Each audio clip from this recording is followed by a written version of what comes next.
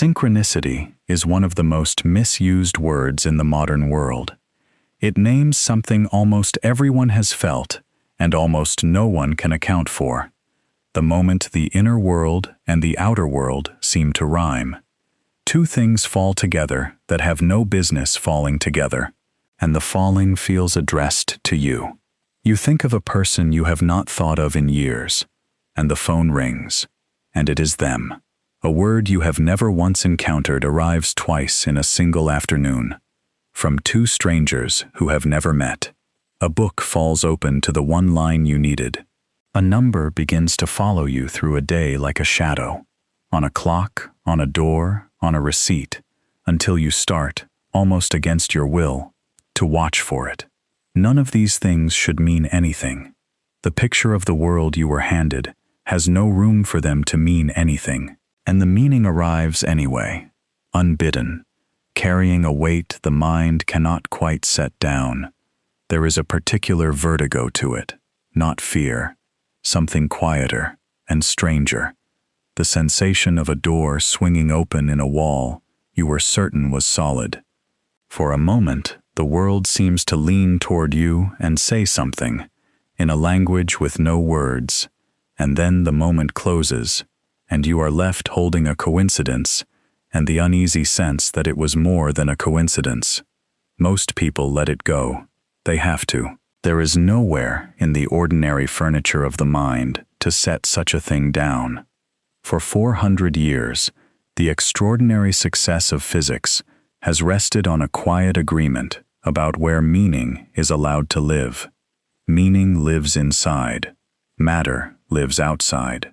The world of atoms and forces runs on cause and effect, on push and pull, on the blind arithmetic of momentum, and it does not know or care what you want, what you fear, or what you happen to notice. This was the great bargain of the scientific revolution. Galileo drew the line. Descartes deepened it.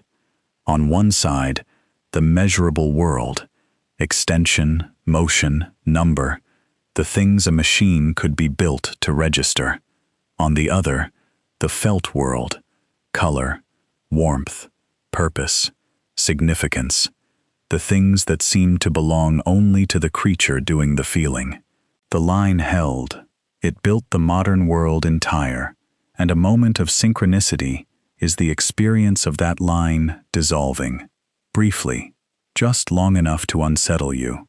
It is said now, almost everywhere, that these moments are the universe answering you, that when you want a thing with enough intensity, the world quietly rearranges itself to deliver it, that what you seek is, in some literal way, seeking you in return, closing the distance, arranging the coincidence as a kind of reply. This is the version that sells. It is warm. It places you at the center of a listening cosmos, and it asks nothing of you but desire. And it is very nearly the exact reverse of what the man who gave us the word actually meant. Carl Jung, the Swiss psychiatrist who spent a long life mapping the regions of the mind that do not answer to the will, reached for the term late in his final decade. He chose his word with great care. He did not call it attraction. He did not call it magnetism. He called it acausal, an acausal connecting principle. And the whole of the meaning is folded into that one difficult word, because acausal means, precisely, that nothing is causing anything. The desire is not reaching out and drawing the event toward it.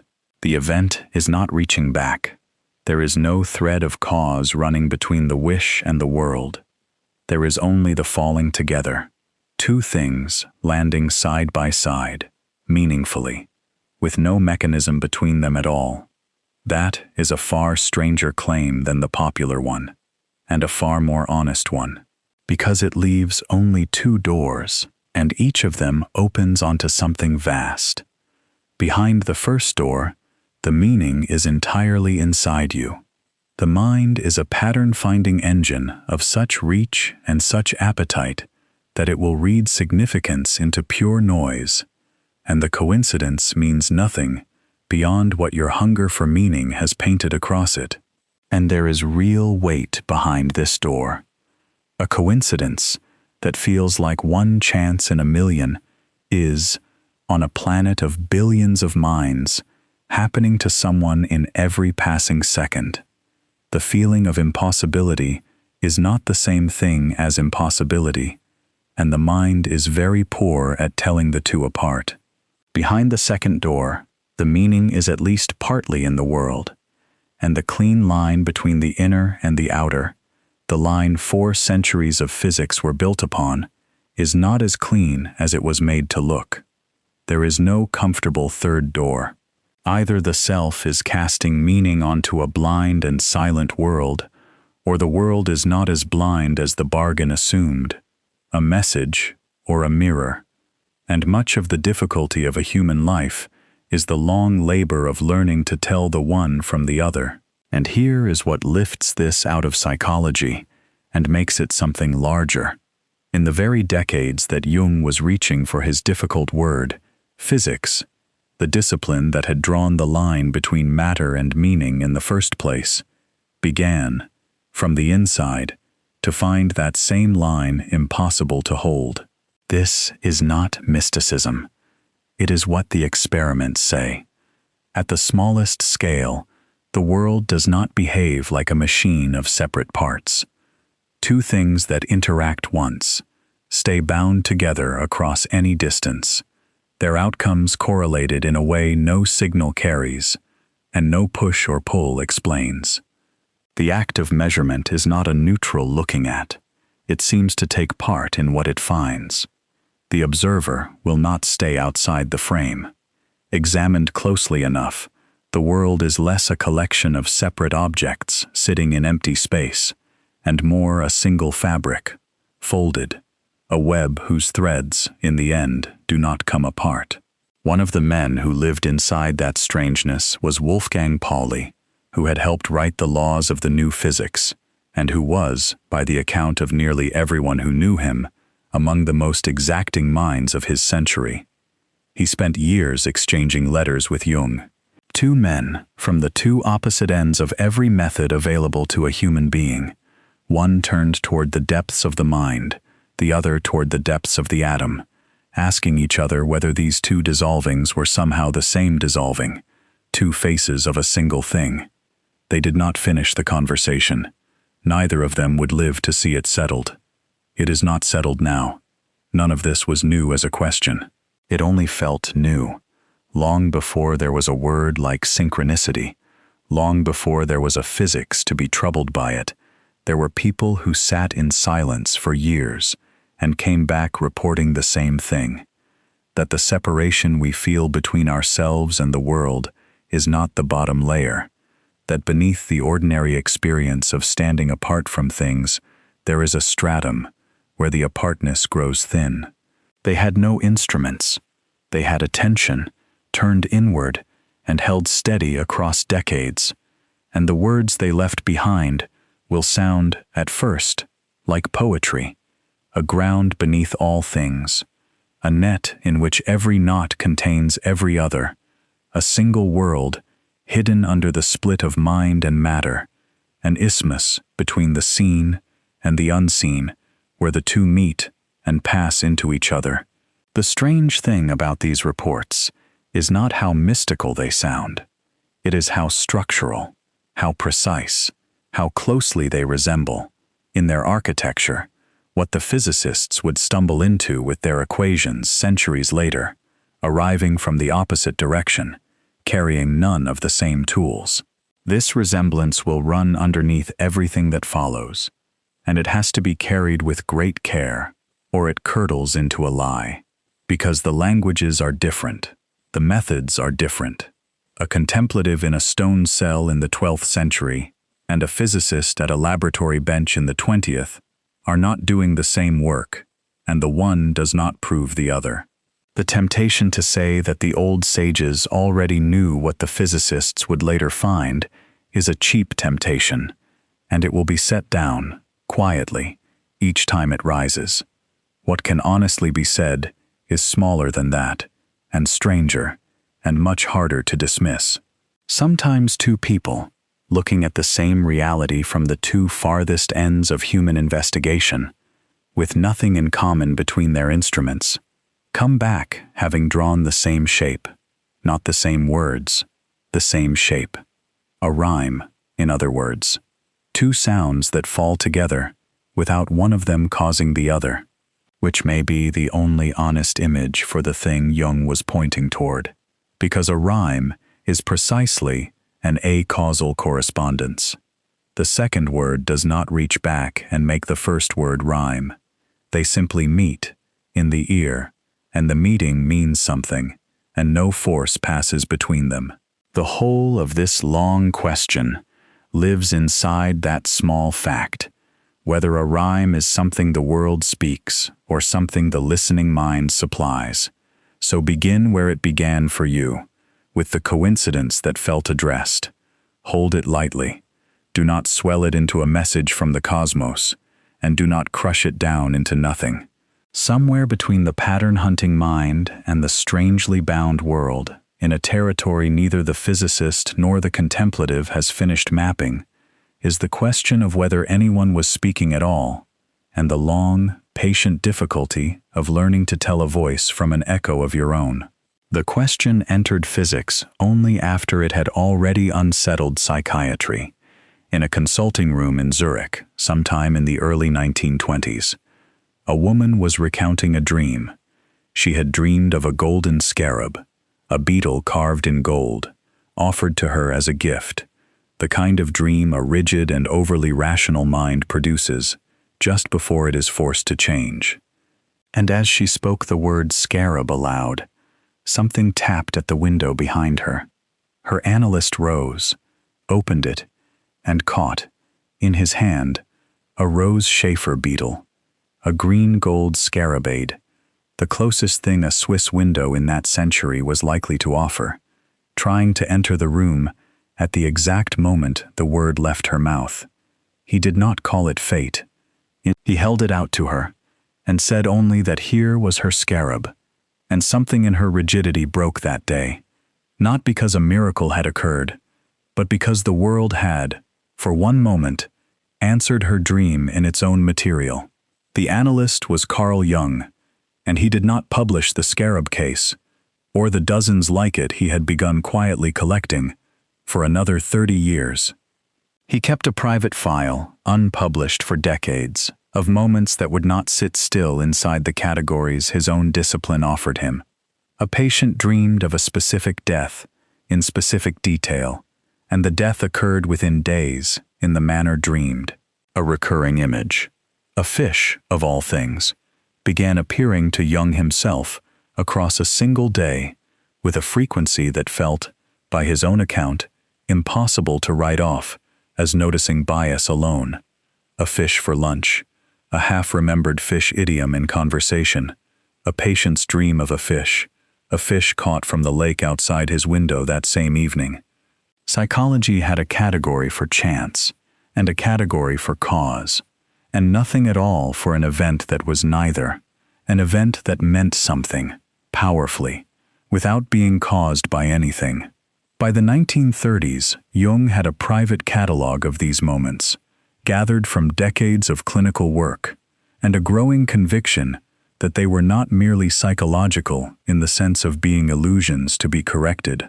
A patient's inner state and an outer event would fall together with a precision that pure chance, however patiently invoked, felt inadequate to explain. And yet nothing in the falling together resembled a cause. No signal passed from the mind to the beetle. No force reached from the dream to the window.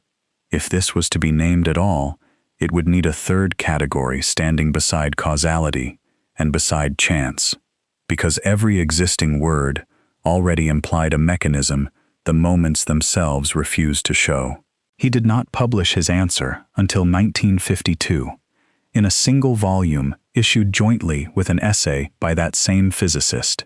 Pauli's contribution, a study of the astronomer Johannes Kepler, tracing how symbolic and even astrological ideas had quietly shaped the birth of modern astronomy itself, as though to show, from within the historical record of science, that the boundary between meaning and mechanism had never been as fixed as physics like to believe. Jung's own essay, standing beside it, gave the phenomenon its name, and the word he chose was acausal, an acausal connecting principle.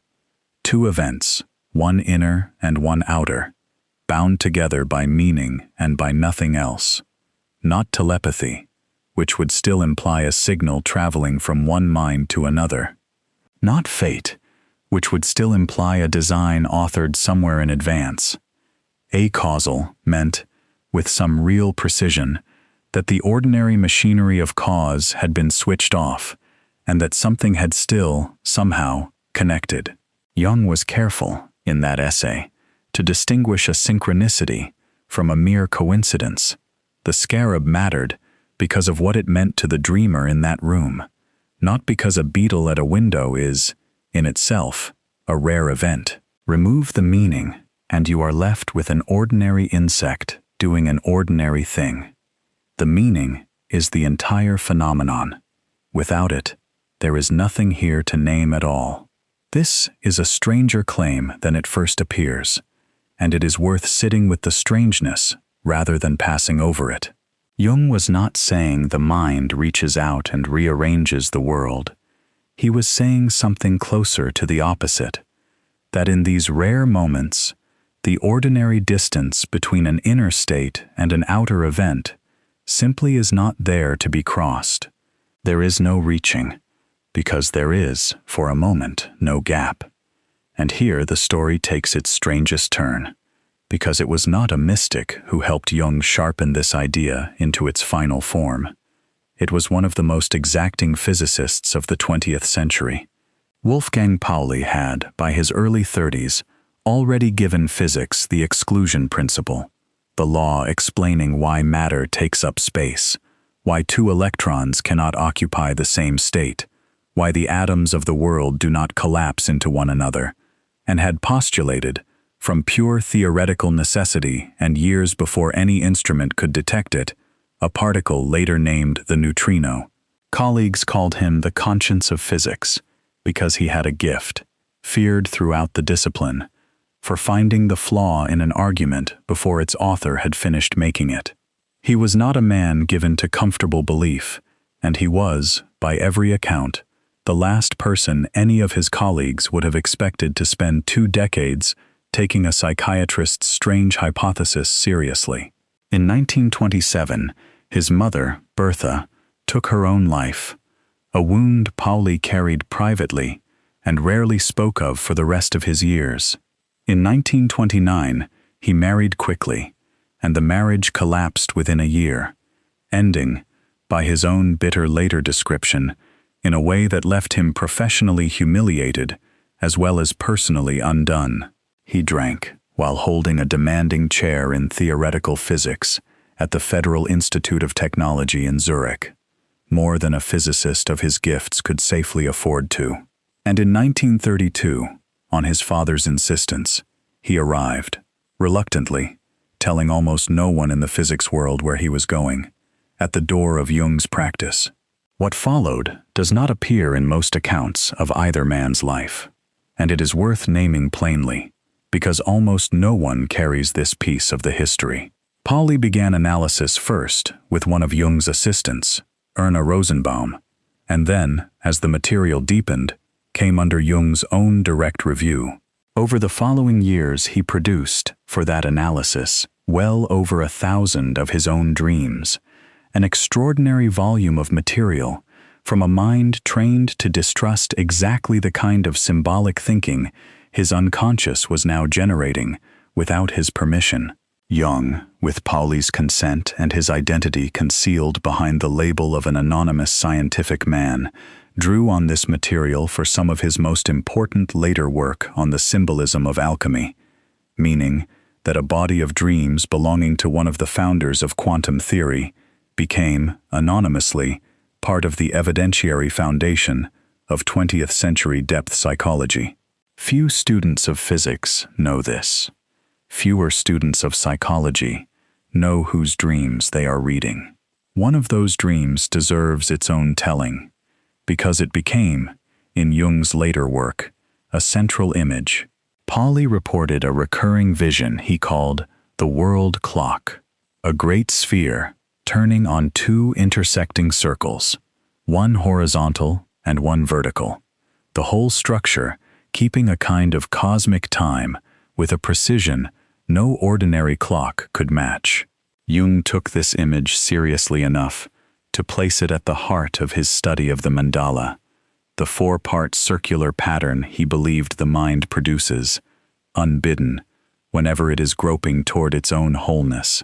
A theoretical physicist's private dream life became, quite literally, load-bearing material for one of the central symbols in 20th century depth psychology, and almost no one who encounters that symbol today knows it first appeared behind the eyes of the man who gave the world the exclusion principle. There is a lighter footnote to this collaboration, and it deserves its own brief telling before the weight returns. Pauli's presence, colleagues joked for decades, was death to laboratory equipment, apparatus failing, of no traceable mechanical cause, whenever he was merely nearby, never touching anything. Otto Stern is said to have banned him from his laboratory in Hamburg outright, on no evidence beyond the joke itself. In the most famous version of the story, a chandelier came down in a laboratory in Göttingen at the precise moment Pauli's train, entirely unconnected to the building, passed through the station. Pauli found the whole thing amusing, and also, by his own account, faintly unsettling. A physicist watching his own life produce exactly the kind of meaningful, mechanism-free coincidence his new friend in Zurich was trying to name. It was, perhaps, the perfect biography for a man about to spend 2 decades taking that hypothesis seriously, rather than dismissing it on reflex, the way most of his colleagues would have. There is a particular quiet that settles over a room once a story like that has been told in it. Not quite belief, not quite dismissal, only a kind of suspended attention, the mind holding the coincidence without yet deciding what to do with it. That suspended attention is close to the actual state either man ever reached about the question. Neither settled it. Both stayed inside it. Because Jung needed, for his hypothesis to hold together at all, some ground beneath both mind and matter, some single substrate of which the psychic and the physical were merely two faces. He did not invent this idea. He borrowed it, and named his source honestly, from a 16th century physician and alchemist named Gerhard Dorn, who had written, in the language of his own century's mysticism, of a one world beneath the visible split of spirit and body, unus mundus. Jung took the old term and gave it a new use. If psyche and matter were, at some depth, aspects of a single underlying reality rather than two separate substances, then a synchronicity would not be a message crossing a gap. It would be a seam in the one fabric, briefly visible. This must be named for exactly what it is, and no more. It is a hypothesis. It was never a result. Jung offered no mechanism by which the one world would produce a scarab at a window. Pauli, whatever comfort he privately found in the idea, never derived it from his physics, and would not have signed his name to it if asked to defend it as science.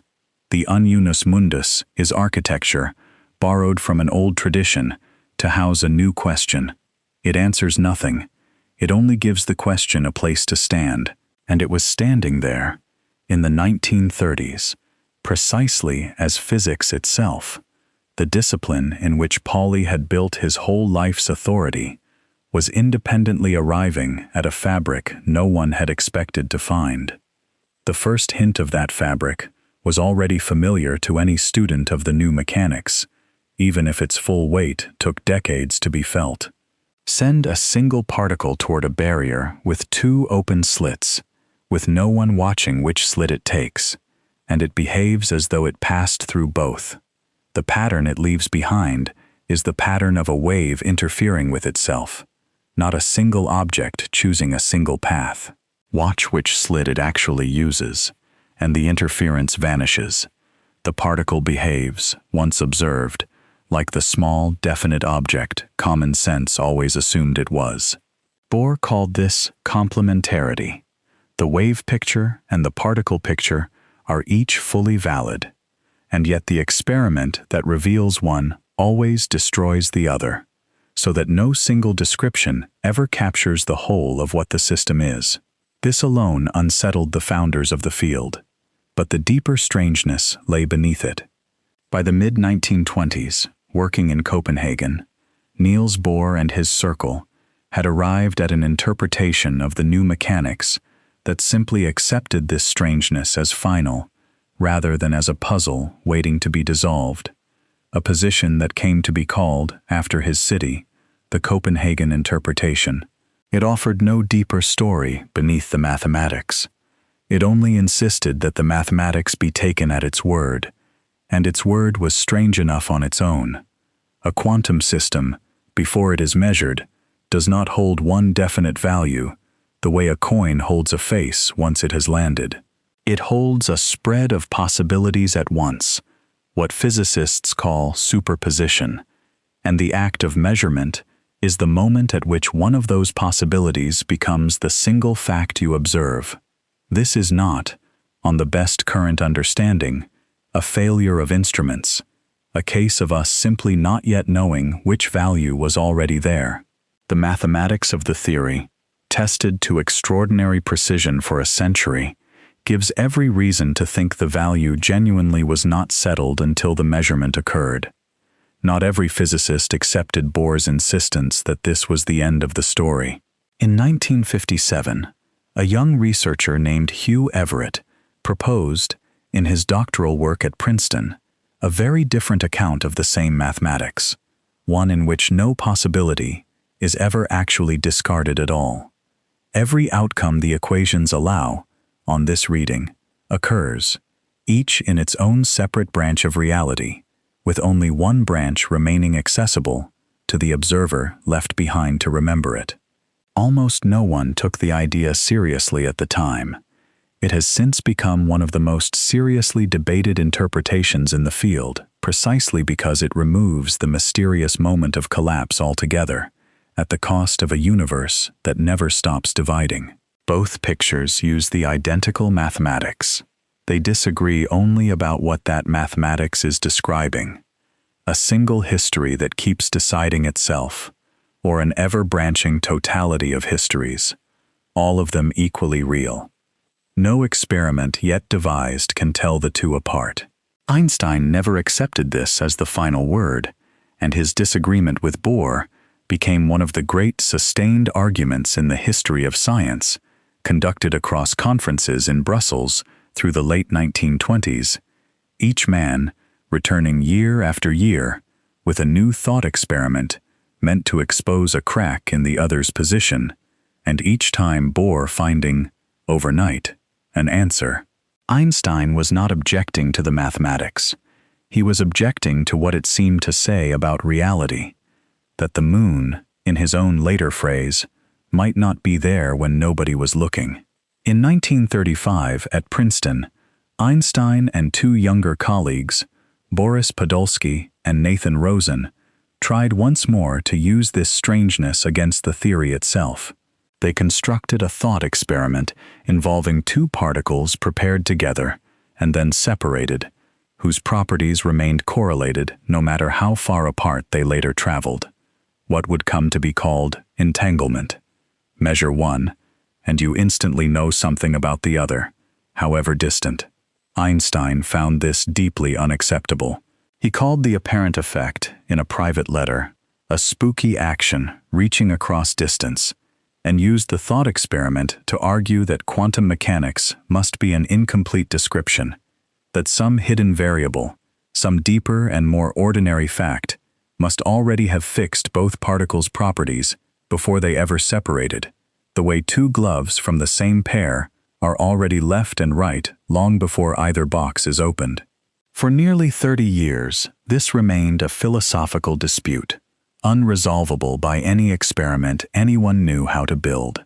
And then, in 1964, a quiet Irish physicist working at CERN did something almost no one expected. His name was John Bell, and he found a way to turn Einstein's objection into a number. Bell's actual employment at CERN was in accelerator design, entirely unrelated to the question haunting him.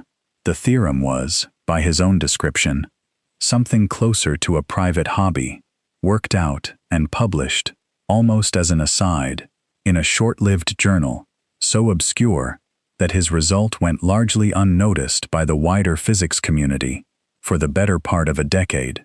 A discovery that would eventually be called one of the most important results in the history of physics first appeared in a place almost no one was reading.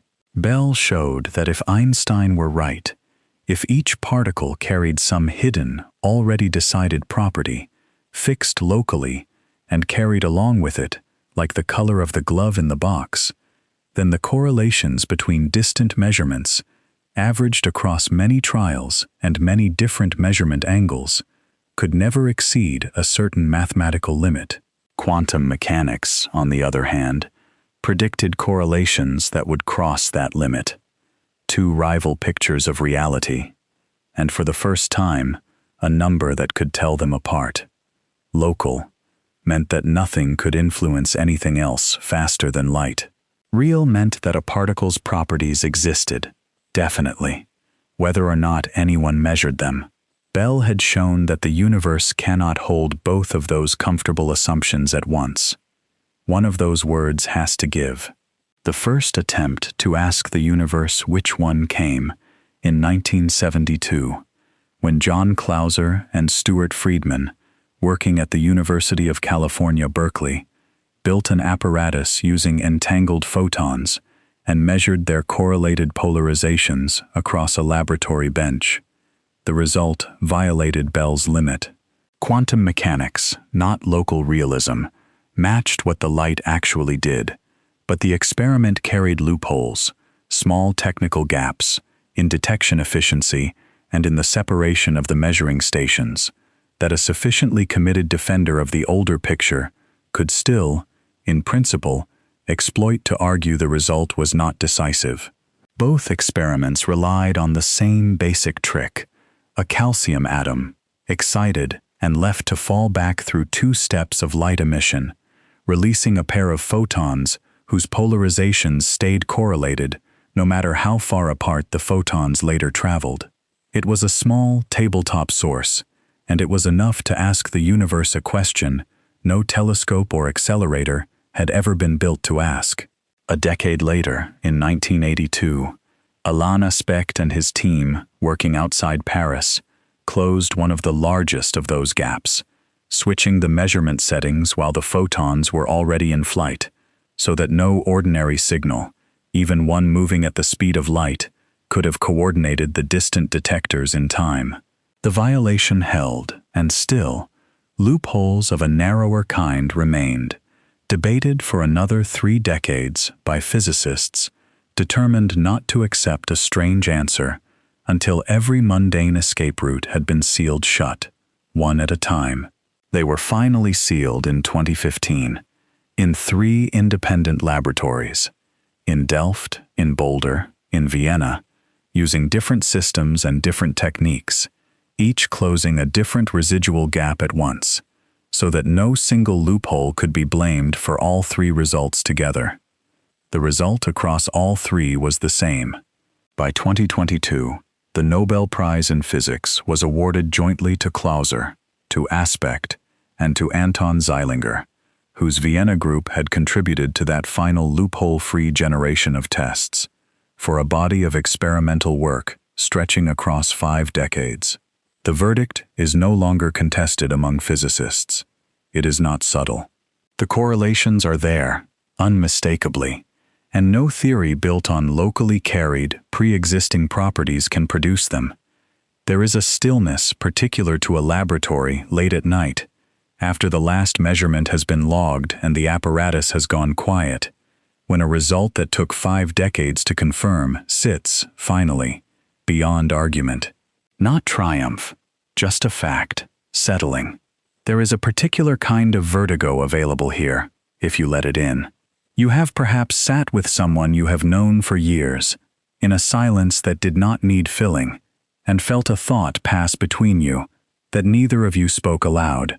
Entanglement is not that, and it would be a cheap and misleading thing to say that it is. But it shares a shape with that feeling. Two things that are not touching, and are nonetheless, in some way, the ordinary picture of separate objects cannot account for. One thing. This is exactly the point at which the popular imagination reaches for a conclusion the physics does not offer. And it is worth being precise about where the honest boundary actually sits. Entanglement correlates. It does not communicate. This is not a philosophical nicety. It is a proven result, sometimes called the no-signaling theorem, and it forecloses something specific. However strange the correlation between two entangled particles may be, no one on either end can use that correlation to send a message, to influence an outcome, or to move information faster than light allows. Measure one particle, and its entangled partner's statistics shift instantly. But only statistics, visible only when the two sets of results are later compared side by side, through an entirely ordinary and light-speed limited channel. There is no lever here. There is no telephone line running through the vacuum, waiting for intention to place a call. Even the procedure physicists themselves call quantum teleportation, a name almost designed to be misread, obeys this limit completely.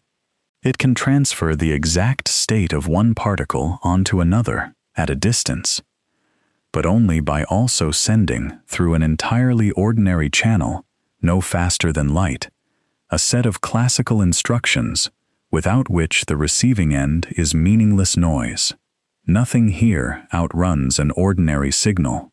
Nothing here would let a wish arrive before a wire could carry it. This matters because it quietly closes the one bridge almost everyone wants to build. If entanglement cannot carry a signal between two photons in a laboratory, it cannot be the channel through which a wish reaches out and rearranges a coincidence in your life. The physics is not silent on this point. It is unusually clear. Whatever synchronicity turns out to be, it is not your mind sending a quantum message to the world. That mechanism does not exist, not in this theory, not in this data. So the honest position, at the end of this stretch of history, is a narrower and stranger one than either the mystic or the skeptic would prefer.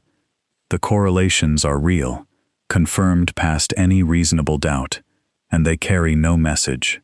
The vacuum between two entangled particles is not empty of connection, and it is also, provably, not a wire. Before this history turns toward the deeper, unresolved questions it has quietly opened, it is worth spending a moment inside another honest counterweight, one that has nothing to do with quantum mechanics at all, and everything to do with the ordinary machinery of a human mind trying to make sense of its own day. In 1989, the statisticians Percy Diaconis and Frederick Mosteller published a paper attempting to bring some discipline to the study of coincidence itself, and one of its central ideas has come to be called the law of truly large numbers. Stated simply, with enough events and enough people, almost any coincidence, however individually improbable, becomes not just possible, but expected to happen to someone, somewhere, with regularity. Decades earlier, the Cambridge mathematician John Edensor Littlewood had reached for something similar with a dry, almost affectionate piece of arithmetic he called the law of miracles, defining a miracle loosely as a one-in-a-million event, then noting that an ordinary person, alert and awake for perhaps 8 hours a day, registers something like 1 million discrete events every month. On that arithmetic, A person should expect to witness a genuine one-in-a-million miracle roughly once a month, not because the universe is generous, but because the sample size of an ordinary life is enormous, and enormous samples make rare things routine. Layered on top of this is a second, quieter failure, the mind's poor instinct for the base rate. You do not remember the 10,000 times you thought of a song and it did not play next on the radio. You remember the one time it did. Think of an old friend on an ordinary Tuesday, and nothing happens, and the thought dissolves into the rest of the day, uncounted, unremembered by evening. Think of them once, on the one day the phone rings with their name on it, and that is the day that gets a story built around it, retold for years, while the 1,000 silent Tuesdays vanish without a trace. The felt improbability of a coincidence is measured, almost entirely, against the number of matches you happen to notice, never against the vast, unremembered field of near misses that never registered as anything at all. This is not a flaw unique to superstition. It is a structural feature of a memory built to flag significance and discard the ordinary, and it alone accounts for a very large share of what feels, in the moment, undeniable. Psychologists have a plainer name for a close cousin of this effect, the frequency illusion, sometimes called, half-jokingly, after the German band whose name would not stop appearing to the person who first described it. Learn a new word, and it seems to surface everywhere for a week, not because the word has become more common, but because you have become, for a week, a detector tuned to notice it. This has to be given its full weight, and not quietly discounted in favor of the stranger story. It may simply be this: a mind extraordinarily good at finding patterns, because finding patterns kept its ancestors alive, meeting a world large enough that patterns are, mathematically, guaranteed to appear, whether or not anyone put them there. No beetle at any window would be needed for this account to explain nearly everything a person experiences as synchronicity across an ordinary lifetime. This is the honest weight the deflationary reading deserves, and it deserves to be carried without flinching, because a hidden teacher, who only ever points toward mystery and never toward the mind's own machinery, is not being honest either. And here the two halves of the history, the psychiatrist's private catalog and the physicist's careful data, come back, one final time, to where they were left standing. The correspondence between Jung and Pauli continued for more than 2 decades, and then, in the mid-1950s, simply trailed off, the way long conversations between honest men sometimes do when neither has anything further he can honestly add. The two men remained, by every account, on warm terms until Pauli's death in 1958. The trailing off was not a falling out, only the natural end of a question. Neither could push any further with the tools available to him. Neither man, in the end, produced a mechanism. The ununus mundus remained exactly what it had been at the start, a name for the ground beneath a question, not an answer to it. What they left behind was not a theory. It was a documented, decades-long instance of two of the most rigorous minds of their century taking a strange question seriously enough to spend their lives inside it, and being honest enough to leave it standing open when they were done. This is where the foundation, fairly stated, comes to rest. Entanglement is real, confirmed past reasonable doubt by 3 independent laboratories, closing every loophole a skeptic could reasonably demand. It carries no signal. This is proven, not merely assumed. A meaning-hungry mind, embedded in a world of sufficient size, will manufacture the feeling of synchronicity on its own, reliably, with no beetle required. And 2 of the most rigorous minds of the 20th century spent decades on this exact question, in earnest, and left it standing open rather than force it closed. That is the established ground. It is considerable. It is also, on its own, not enough. None of this closes the question. It only clears the ground around it.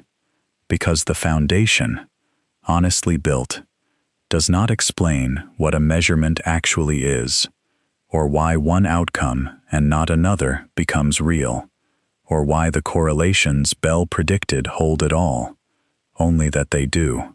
The confirmed results mark a boundary, not a floor, and it is at that boundary, exactly where the physicists themselves stop and refuse to paper over what they do not know, that the deeper mystery begins. And yet the standard story does not close. The mathematics works. The experiments confirm.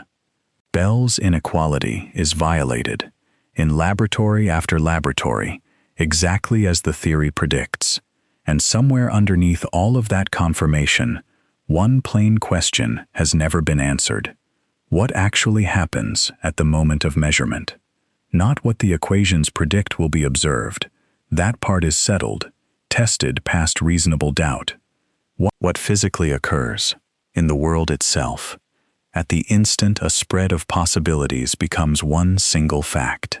This is the question the founders of the theory argued about for the whole of their careers, and never once settled between themselves. It is the question that outlived every one of them. And it is the question that, honestly followed, will not stay confined to the small and the distant, to photons in laboratories, to particles too small to see. It reaches, eventually, all the way up to the room you are lying in now, and to the very fact of there being a single, definite world around you at all. It is often said, in the more careless corners of popular science writing, that this question is really a question about consciousness, that quantum mechanics needs a mind to collapse the wave function, that the universe waits for someone to look. This is a serious misreading, and it is worth clearing away before going further, because the actual mechanics of the theory say something far stranger. The word observer in physics does not mean a person. It does not mean a mind. It means any interaction sufficiently forceful to register one outcome instead of many. A photographic plate, a Geiger counter, a single molecule of air. A measurement occurs whenever a quantum system becomes entangled with something large and irreversible enough to make the outcome a fact of the world, whether or not anything conscious is anywhere near the room. A rock can be an observer in this sense. So can a photographic plate left running in an empty laboratory overnight and checked only the next morning. Nothing about the mathematics requires a witness. The universe, on this point, does not appear to be waiting for you. Physicists have a name, half technical and half wry, for the line that separates the quantum system being studied from the classical apparatus doing the studying, the Heisenberg cut, after the physicist who first admitted, plainly, that the line has to be drawn somewhere and that nothing in the theory says exactly where. Draw it around a single atom, and the measuring device is classical, and the mathematics works cleanly. Draw it around the entire laboratory, walls included, and the same mathematics insists the laboratory itself is now the quantum system, still unmeasured, still a smear of possibilities. Move the cut further out, and the same argument moves with it, all the way out past the physicist reading the dial, past the notebook where the result is written down. Physics has never found a principled place to stop moving it. This was, in fact, exactly the puzzle that drew Pauli back to Jung's questions again and again in his later years, not as a retreat from rigor, but as an extension of it. Pauli spent his final decades wondering whether the split the Heisenberg cut represents, between an observing system and an observed one, might be one local instance of something more general, a boundary that reappears, in a different vocabulary, wherever an inside tries to give a complete account of itself from the outside. He never turned this into a testable theory. He was too exacting a physicist to publish what he could not derive. But the fact that one of the architects of quantum mechanics spent his last years suspecting the cut in his equations and the cut between mind and world might be the same cut differently drawn is itself part of this history, and it deserves to be carried forward rather than left behind with him. That correction matters, and it should not be softened. But it should also not be mistaken for a solution, because removing consciousness from the picture does not remove the mystery. It only leaves the real one standing, undisguised. You have known, perhaps, the particular stillness of an empty house at night, before you have switched on a single light, the sense that the rooms around you are somehow not yet quite settled into being exactly what they are, until you walk into them and see. That feeling is not physics, it is only a feeling, but it is the nearest thing an ordinary life offers to what the equations are actually describing. Here is the honest position. The equations of quantum mechanics, left alone, predict a smear, a spreading superposition of possibilities that grows, entangles, and multiplies outward the longer you let it run. Nothing in the bare mathematics ever produces a single outcome on its own, and yet a single outcome is exactly what you get, every time, without exception, whenever anyone actually checks. Somewhere between the smear the equations describe and the one fact you observe, something happens that the equations themselves do not contain. Physicists mark the boundary between the two regimes by hand, a line drawn by convention not derived from any deeper principle. And different interpretations draw that line in different places for different reasons, with no experiment yet built that can say which line is the true one. This is unsolved. Not unsolved because no one has looked closely enough. Unsolved at the foundation, by physicists who have spent entire careers doing nothing else. You have perhaps had the experience of holding a decision unmade for a long moment. A door held slightly open, two futures still equally real, neither one yet chosen. That felt suspension, before the choosing, is not the same thing as a quantum superposition. It would be dishonest to say that it is. But something in the shape of it rhymes. One of the sharpest ways physicists have found to expose how strange this boundary really is arrived in 1961, from Eugene Wigner, a Nobel laureate who spent much of his later career troubled by exactly this question. Wigner imagined a friend, sealed inside a laboratory, performing a simple quantum measurement and recording one definite outcome. From inside the lab, the friend is certain. The measurement happened, the fact is settled. There is one result, and not a smear of several. But Wigner, standing outside the sealed door, is in a different position entirely. As far as the mathematics of quantum mechanics is concerned, his friend and the entire measuring apparatus can be treated as one larger system still in superposition, undetermined, from Wigner's outside vantage, until Wigner himself opens the door and looks. Two observers, two equally rigorous applications of the same theory, and two different answers to the question of whether a fact already exists.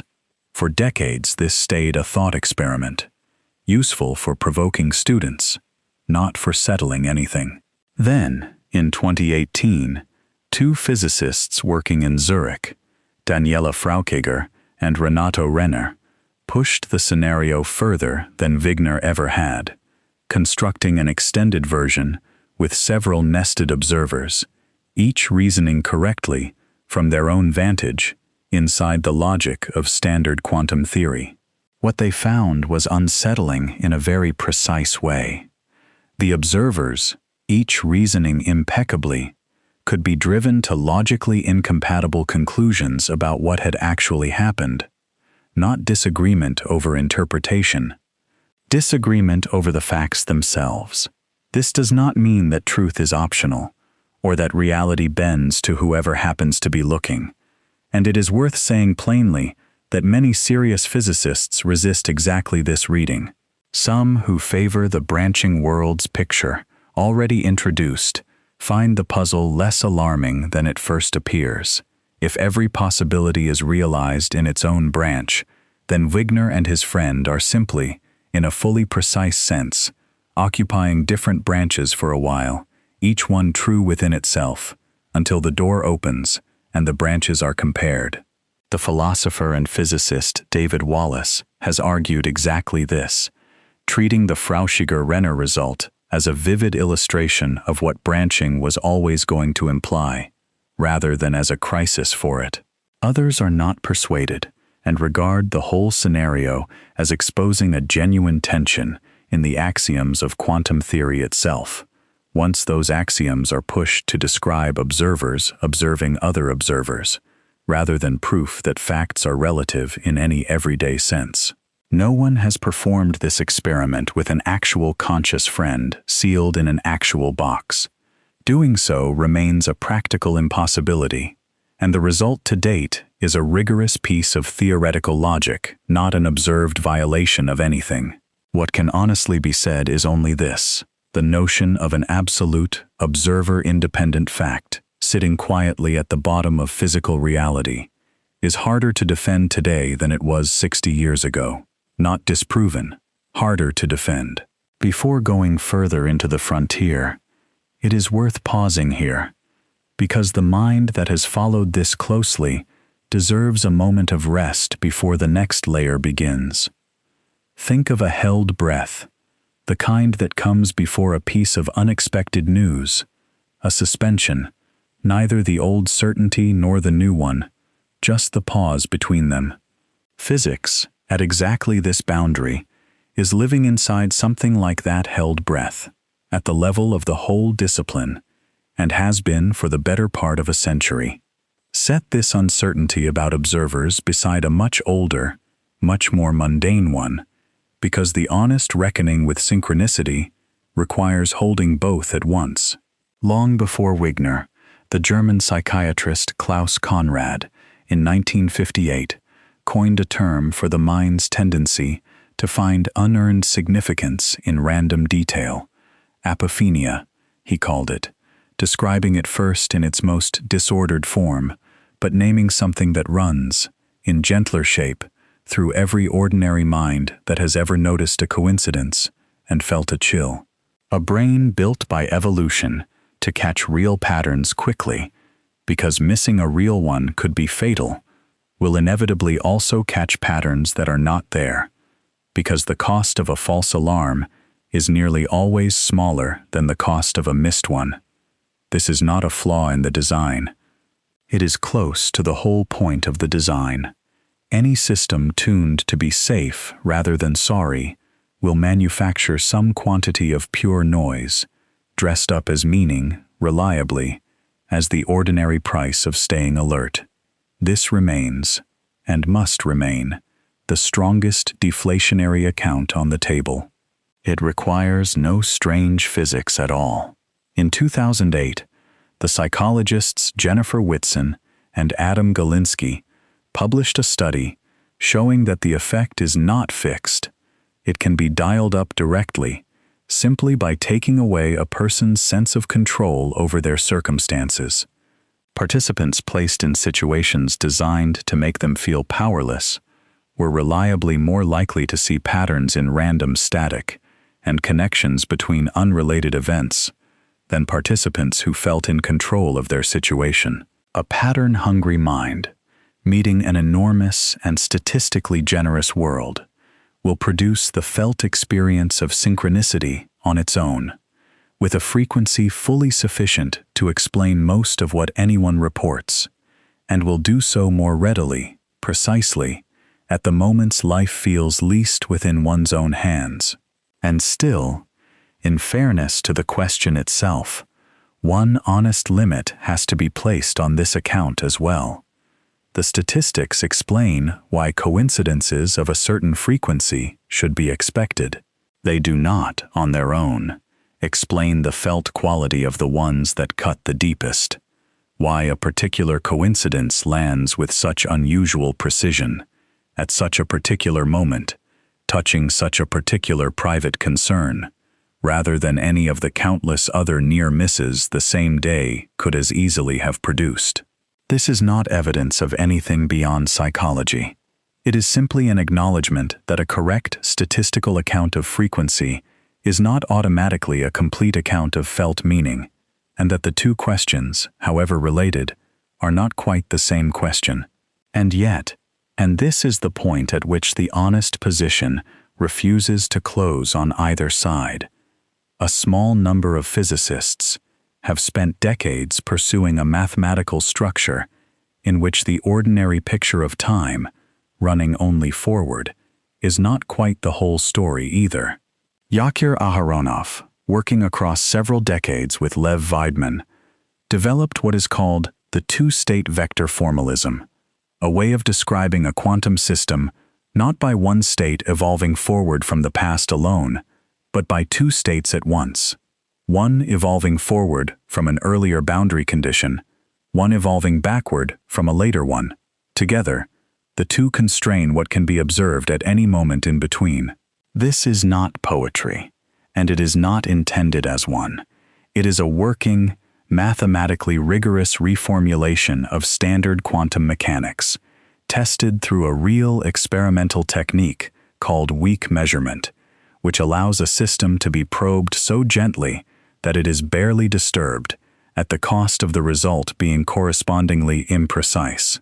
In one well-known demonstration, sometimes called the three-box paradox, a particle can be shown, through weak measurement alone, to behave as though it were located with certainty in two separate boxes at once. A result standard quantum mechanics does not forbid, but does not naturally suggest either, and which the two-state formalism renders unsurprising by construction. Under weak measurement, certain quantities behave exactly as the two-state formalism predicts, values that seem, in a carefully limited and technical sense, to depend on a boundary condition that has not yet occurred. Here the honesty has to be exact, because this is the single place in real physics closest to what popular writing means, by the future reaching back into the present, and it is exactly the place most likely to be taken further than the physics allows. The two-state vector formalism makes identical predictions to standard quantum mechanics for every outcome that can actually be measured. It is, by design, empirically equivalent to the ordinary theory, not a rival prediction that could be tested against it. Many physicists regard it as a reinterpretation of the mathematics rather than a discovery about the world, a different, equally valid way of narrating the same equations, chosen because some physicists find it clarifies certain puzzles, not because the data forces it. It licenses no manifestation, no wish reaching backward through time, no future self reaching back to arrange a coincidence in the present. It is a formalism. It describes constraints, not desires. Handle it, as its own inventors have insisted for 60 years, with exactly that much restraint and no more. There is a kind of vertigo unique to this one corner of physics, not the vertigo of something proven, but the vertigo of watching serious people take an idea seriously enough to build careers on it, without ever once being able to say, it is more true than the ordinary picture. That, too, is a form of intellectual honesty, rarer than it should be. If all of this leaves the question of what a measurement is genuinely unresolved, there is at least one part of the puzzle that has a real answer, not to why a single outcome occurs, but to why the world you wake up inside every morning looks so reliably solid. In 1970, a German physicist named Dieter Zeh noticed something that had been sitting, unremarked, inside the mathematics for decades. A quantum system almost never stays isolated. It brushes against air molecules, light, the vibrating atoms of whatever surface it is resting on, and each of those countless interactions carries away a trace of the system's superposition into the wider environment, spreading the interference that made the superposition detectable in the first place, so thin, across so much surrounding matter, that it becomes, for all practical purposes, unrecoverable. Wojciech Zurich, building on this over the following decades, gave the process its modern name, decoherence, and showed in detail why certain states survive this washing out and others do not. He called the surviving states pointer states, borrowing the name from the needle on an old measuring dial, because they are, in effect, the only readings the environment ever lets settle long enough to be seen. Everything else is filtered out almost as soon as it forms, the way a single voice is lost the instant it joins a large enough crowd. This is why a coffee cup is never seen in two places at once, and why a coin, however quantum its individual atoms might be underneath, always lands as one face or the other by the time it reaches a tabletop crowded with air and light and warmth. This is genuinely established physics, tested and confirmed across many systems, and it explains less than it is often given credit for explaining. Decoherence accounts for why the world appears classical, why interference disappears, why a superposition becomes practically unobservable once it has spread into its environment. It does not, on its own, explain why any single outcome among the many became the actual one, rather than remaining, in some deeper sense, all of them at once. The appearance of a single settled world is explained. The fact of a single settled world is not. This is precisely the line where the measurement problem survives every advance in decoherence theory made so far, unresolved, waiting underneath the improved mathematics exactly where it always was. There is a particular calm available in a fact like that, if you let it settle rather than pushing past it. The room around you holds still. The physics of why it holds still is, for once, genuinely understood. What is not understood sits one layer deeper than the stillness itself, and a layer you do not need to solve tonight in order to rest inside it. So gather what the frontier actually offers, honestly, before this history turns toward its final reckoning. There is no known mechanism, anywhere in this body of physics, by which the meaning inside a person's mind reaches into the world and produces a coincidence. The two-state vector formalism does not provide one. It is empirically identical to a theory that makes no such claim, and its own architects have never suggested that it does. Entanglement does not provide one. It carries no signal, as established already, and correlates without communicating. Decoherence does not provide one. It explains why the ordinary world holds still, not why any particular fact was chosen to hold still as it did. Wigner's friend does not provide one. It unsettles the idea of an absolute, observer-independent fact, without ever implying that a wish, however strongly held, can reach out and become one. Searched honestly, beam by beam, the bridge that popular imagination once built between a private hope and a public event simply is not standing anywhere in this physics. Not hidden, not classified, absent. This absence deserves to be sat with for a moment, rather than rushed past, because a null result of this size is itself a finding. Four separate and genuinely strange frontiers of modern physics were searched, honestly, for a mechanism that would let intention shape event. None of the four contained one. That is not a disappointing conclusion. It is a precise one, and precision, in a field this often misused, is its own kind of rigor. And yet something is left standing, once every false bridge has been cleared away, and it would be its own kind of dishonesty to pretend otherwise. The measurement problem remains open, after a century of the most careful attention the human species has ever given to a single question. The status of the observer remains unsettled, in a way that Wigner's extended thought experiments have only sharpened, not resolved. And underneath both of these, quieter than either, sits a third fact that no amount of decoherence or formalism has ever managed to explain away. A universe built, apparently, from indifferent particles and blind forces has produced, at least once, a species of mind whose entire relationship to that universe is the relentless finding of pattern, of meaning, of significance. And no one has ever given a full account of why a universe of that description should produce a mind of this one. No interpretation has achieved consensus, and the disagreement is not between careless thinkers on one side and careful ones on the other. It runs straight through the most careful physicists alive. Roger Penrose has spent decades arguing that collapse is not a matter of observation at all, but an objective physical process triggered by gravity itself, occurring the instant a superposition grows massive enough to bend spacetime detectably in two different ways at once, a proposal that remains, by his own account, unconfirmed, awaiting an experiment delicate enough to test it. Christopher Fuchs has argued, from the opposite direction entirely, that the wave function was never a description of the world in the first place, only a description of one observer's expectations, a position called cubism, in which probability is a fact about belief, not a fact about the universe.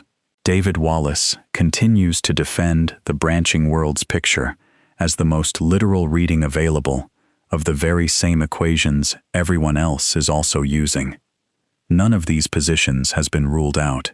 None of them has won, and none of the physicists holding them expects the disagreement to resolve soon, or considers that a failure of the field rather than an honest report of where the field actually stands. This is where physics, honestly followed all the way to its own edge, simply stops.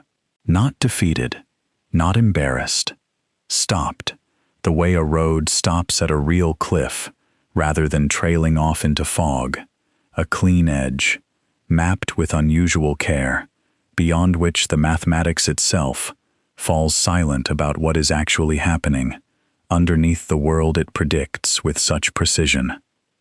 The equations will tell you exactly what you will observe.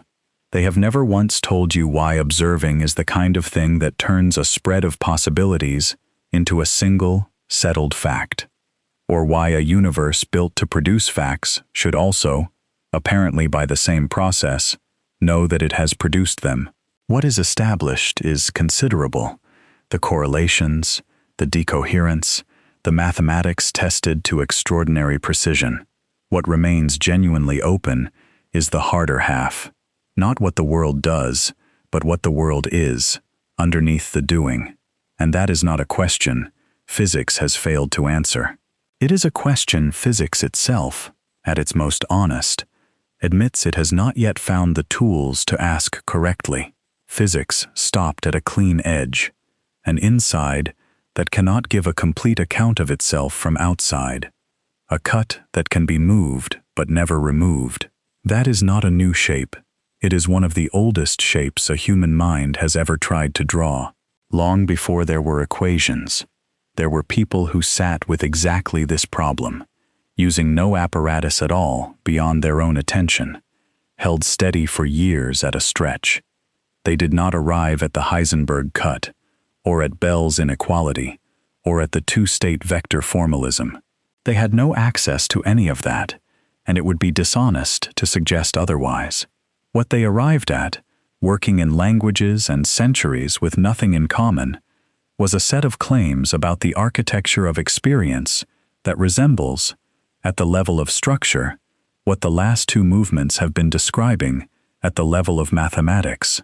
This has to be handled with real care, because the resemblance is exactly the kind of thing that gets cheapened the moment it is oversold. None of what follows says that these traditions predicted quantum mechanics. None of it says that meditation and measurement are the same act, or that ancient sages already knew what physicists would later prove. They did not know it. They could not have known it.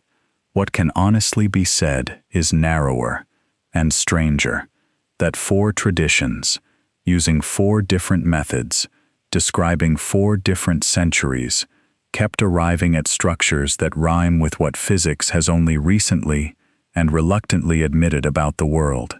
Not the same claim, the same shape.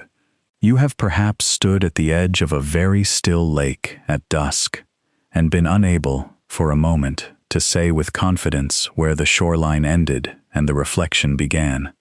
Nothing mystical happened in that moment. The water was simply doing what water does, but the uncertainty itself, the brief, genuine difficulty of drawing the line, is close to the actual territory this movement is about to enter. 4 traditions will be named here, each with its own century, its own founding figure, its own specific text. None of them will be treated as a costume for the physics already covered, and none of them will be asked to carry more weight than their own internal logic actually supports.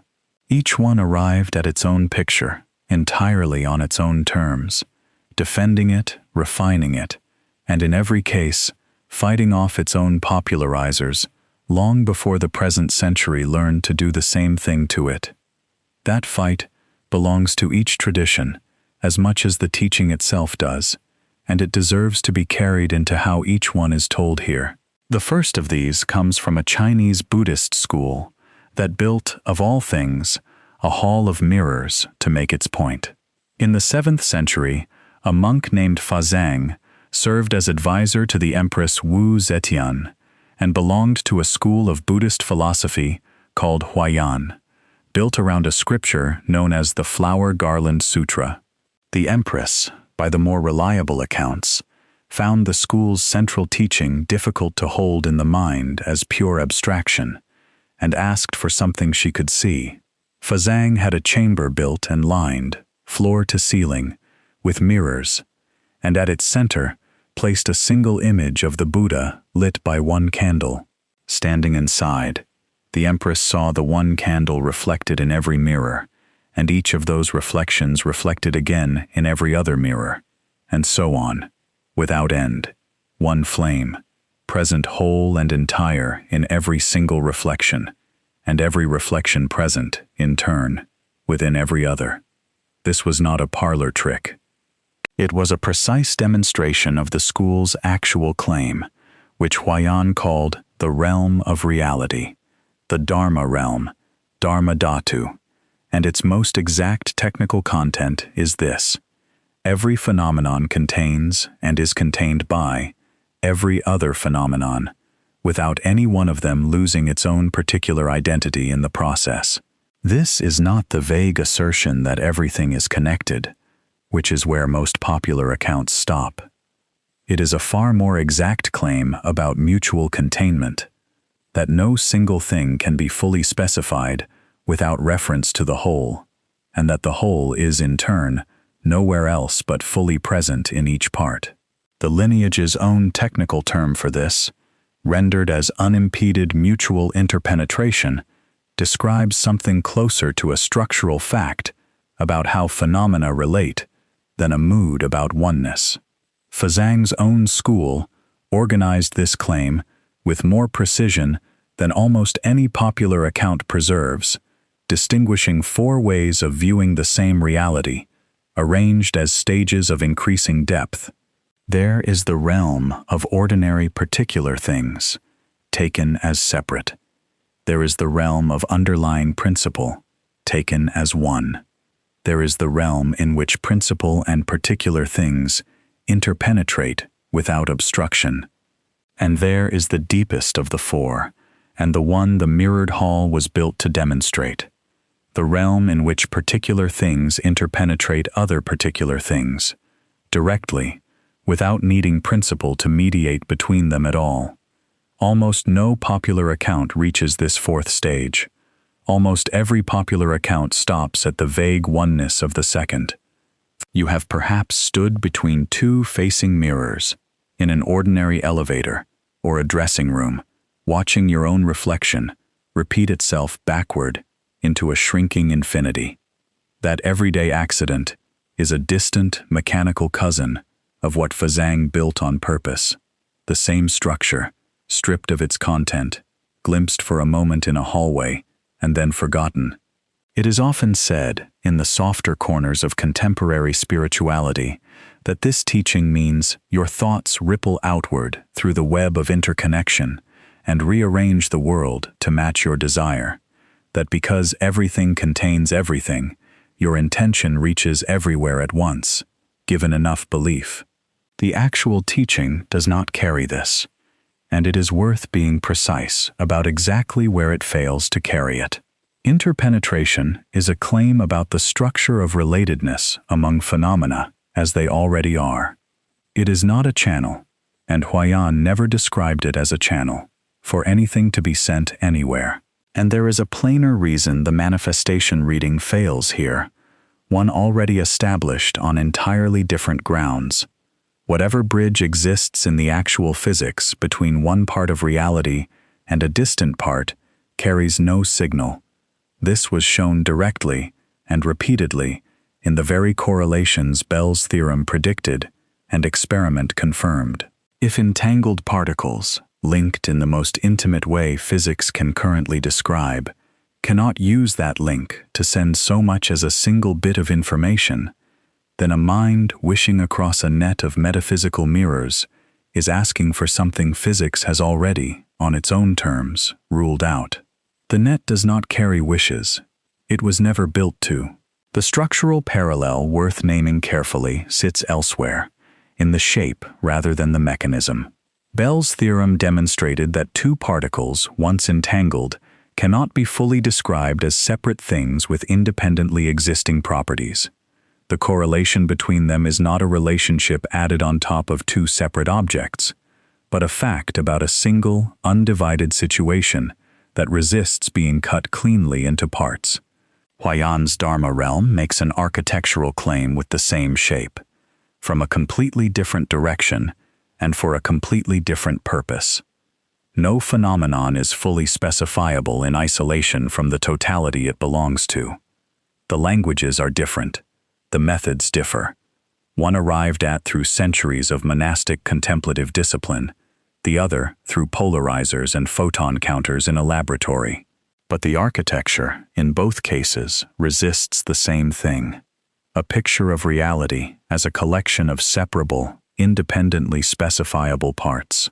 There is a newer, more speculative cousin to this same shape at the very edge of theoretical physics, and it deserves to be named honestly as speculation rather than established fact. Some theorists working on the deepest foundations of quantum gravity have proposed what is called the holographic principle, the conjecture that the complete information describing a volume of space might, in certain precise theoretical settings, be fully encoded on that volume's boundary alone, the interior, an image projected from its edge rather than a separate thing in its own right. This remains a live research program, confirmed rigorously only in simplified model universes, unlike the one anyone lives in, not yet a settled description of the actual cosmos. It is mentioned here only because the shape is, once again, unmistakably the same one Fazang built his mirrored hall to demonstrate, the part containing, in some precise sense, the information of the whole. Fazang is said to have offered one more image before the Empress left the mirrored hall, not the mirrors themselves, but a single grain of dust, which he said contained, in its own way, the entire universe, exactly as the universe contained it. Not as poetry, as the same claim, made small enough to hold in one hand. There is an older answer to a nearby question, reached from an entirely different direction, in the classical thought of China. In the centuries before and after the turn of the millennium, Chinese cosmological thinking developed an account of how two things, separated by real distance, could nonetheless move together, not through force, and not through intention reaching across a gap, but through what the tradition called stimulus and response, ganying. Like affecting like, the way one struck tuning fork will set a second, untouched tuning fork humming nearby, not because the first commanded the second, but because the two share a resonant structure that responds to itself wherever it appears.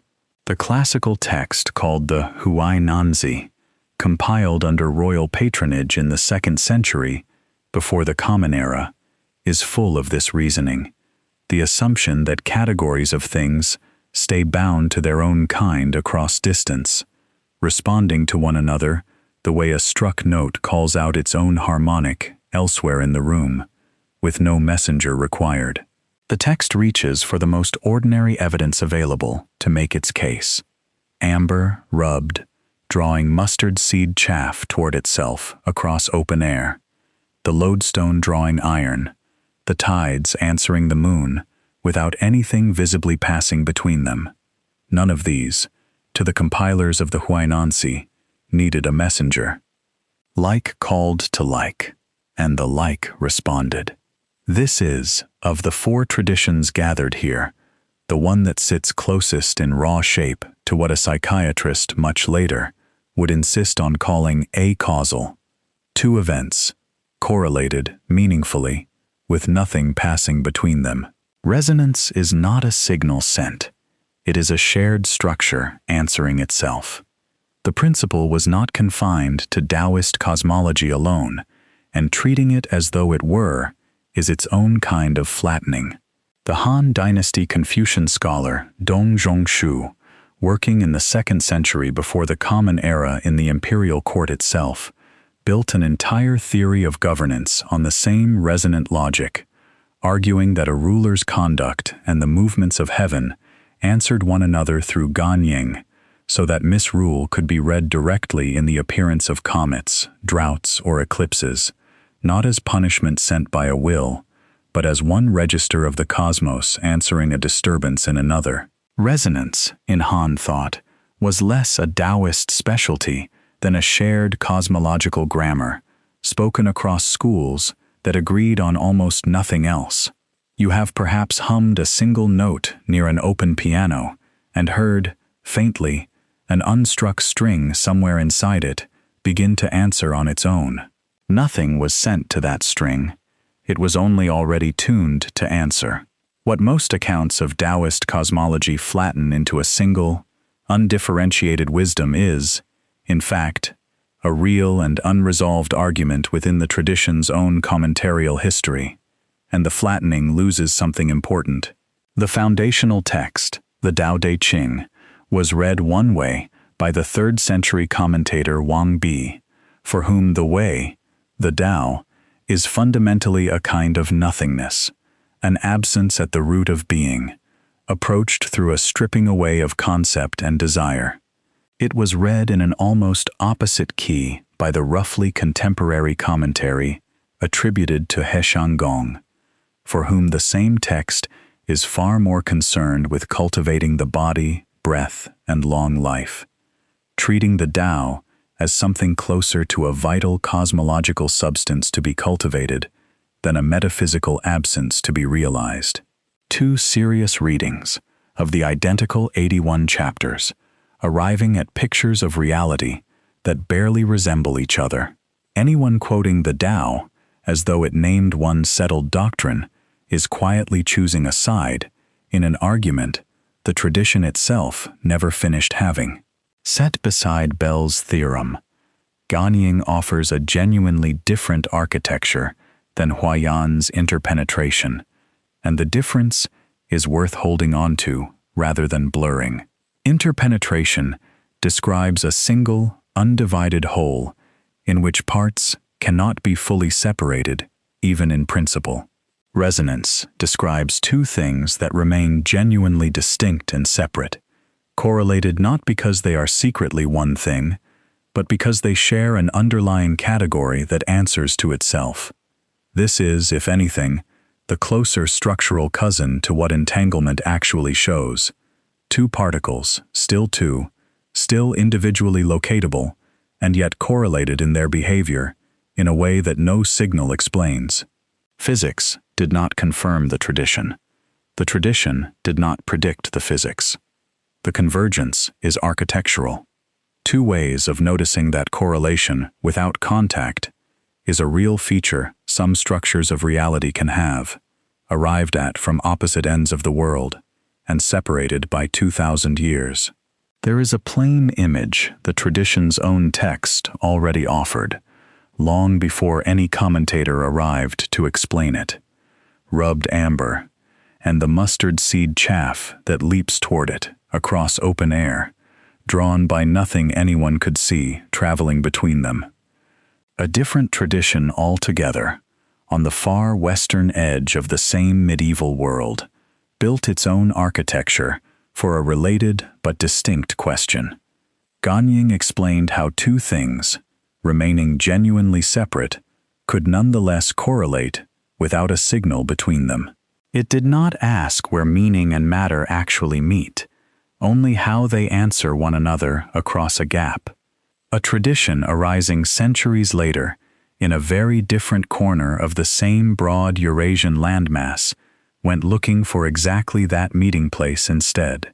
In the 12th century, the Andalusian mystic and philosopher Ibn Arabi proposed an entire ontological category that most contemporary readers, and a great many of his own later interpreters, have quietly tried to soften into metaphor. He called it an isthmus, barzakh, a real intermediate stratum of reality, standing between the world of pure spirit, unbound by form, and the world of pure matter, bound entirely by it.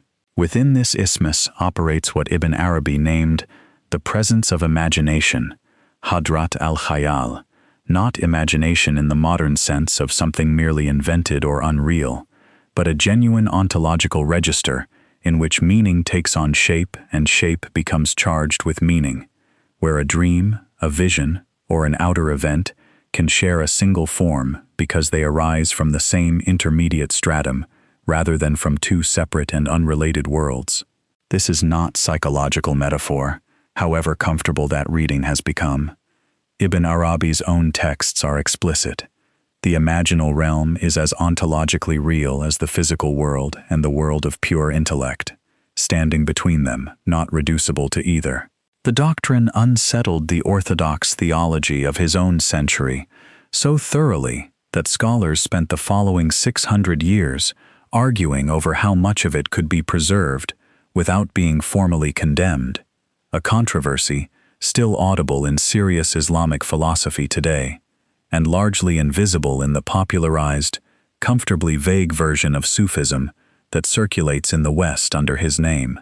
His own stepson and closest disciple, Sadr al-Din al-Kunawi, spent much of his life afterward trying to render the teaching systematic enough to survive scrutiny, a task later commentators would still be attempting centuries on. The jurist Ibn Taymiyyah, writing in the following century, became one of the doctrine's fiercest opponents, arguing that the wider teaching of the unity of being it belonged to, wahdat al-wujud, dissolved the creator into creation in a way orthodox theology could not tolerate. The argument was never fully settled either way, and serious scholars continue, today, to disagree about how far Ibn Arabi himself intended to go. You have perhaps woken from a dream so vivid and so precisely aimed at a concern you had told no one about, that for a moment you were unwilling to call it only a dream. Ibn Arabi would not have asked you to call it anything else. He would have asked why you were so quick to assume the word only belonged in front of it. It is often said, in that popularized version, that the imaginal realm means reality is essentially a projection of your own inner state, so that changing your inner world directly reshapes the outer one. The manifestation reading again, arriving here in different clothing. The actual doctrine is more demanding than that, and less flattering. The isthmus is not owned by any individual mind. It is a stratum of reality itself, in which meaning and matter meet on their own terms, prior to and independent of any single person's wanting. A synchronicity, on this reading, would not be your intention reshaping the world. It would be a rare moment in which the ordinary veil between the two worlds, spirit and matter, happens to thin, for reasons belonging to the isthmus itself, not to your desire. There is a genealogy worth naming honestly here, because it is real, even though historians of ideas continue to argue over exactly how directly it runs. The term Jung reached for in his own hypothesis, one world, unus mundus, borrowed explicitly from the 16th century alchemist Gerhard Dorn, belongs to a broader Mediterranean and European current of thought about an intermediate ontological stratum between spirit and matter, a current that historians of medieval philosophy have long traced back, through tangled and much disputed channels of translation and transmission, to exactly the Islamic Neoplatonic world Ibn Arabi belonged to. No one can draw a clean, unbroken line from a 12th century Andalusian mystic to a 20th century Swiss psychiatrist. The lines of transmission are genuinely contested, and it would be dishonest to pretend otherwise. But the family resemblance between the isthmus and the one world is not an accident of translation. It is two moments in a single, long, imperfectly documented conversation about the same architectural possibility, that between mind and matter there might be a third thing, neither one nor the other, where the two actually meet.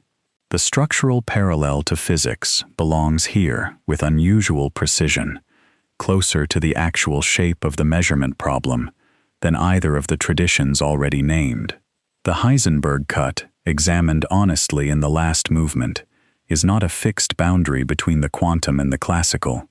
It can be drawn in different places, and nothing in the mathematics says where it must sit. The isthmus makes a related claim from the opposite direction, that between the register of pure meaning and the register of pure matter, there is a real, ontologically substantial territory where the two are not yet fully separated into an observer and an observed. This is not validation, it is recognition. One architecture reached through mathematics and measurement, and one architecture reached through 6 centuries of contested interpretation, both refusing to accept that mind and matter sit in two fully sealed, non-overlapping compartments. Ibn Arabi's own image for this, offered without embellishment in his writing, is water and the vessel that holds it, the water taking the exact shape of whatever cup receives it, without ceasing, even for a moment, to be water. The last of the 4 traditions gathered here returns the question to its oldest recorded form, leaving behind both the isthmus and the resonant net for something older than either, a single teaching scene, in ancient India, built entirely out of patient repetition rather than architecture or correlation. Where Huayan described a totality and Ganying described a correlation, this last tradition asks a plainer and in some ways harder question. What, underneath the person asking, is actually doing the asking?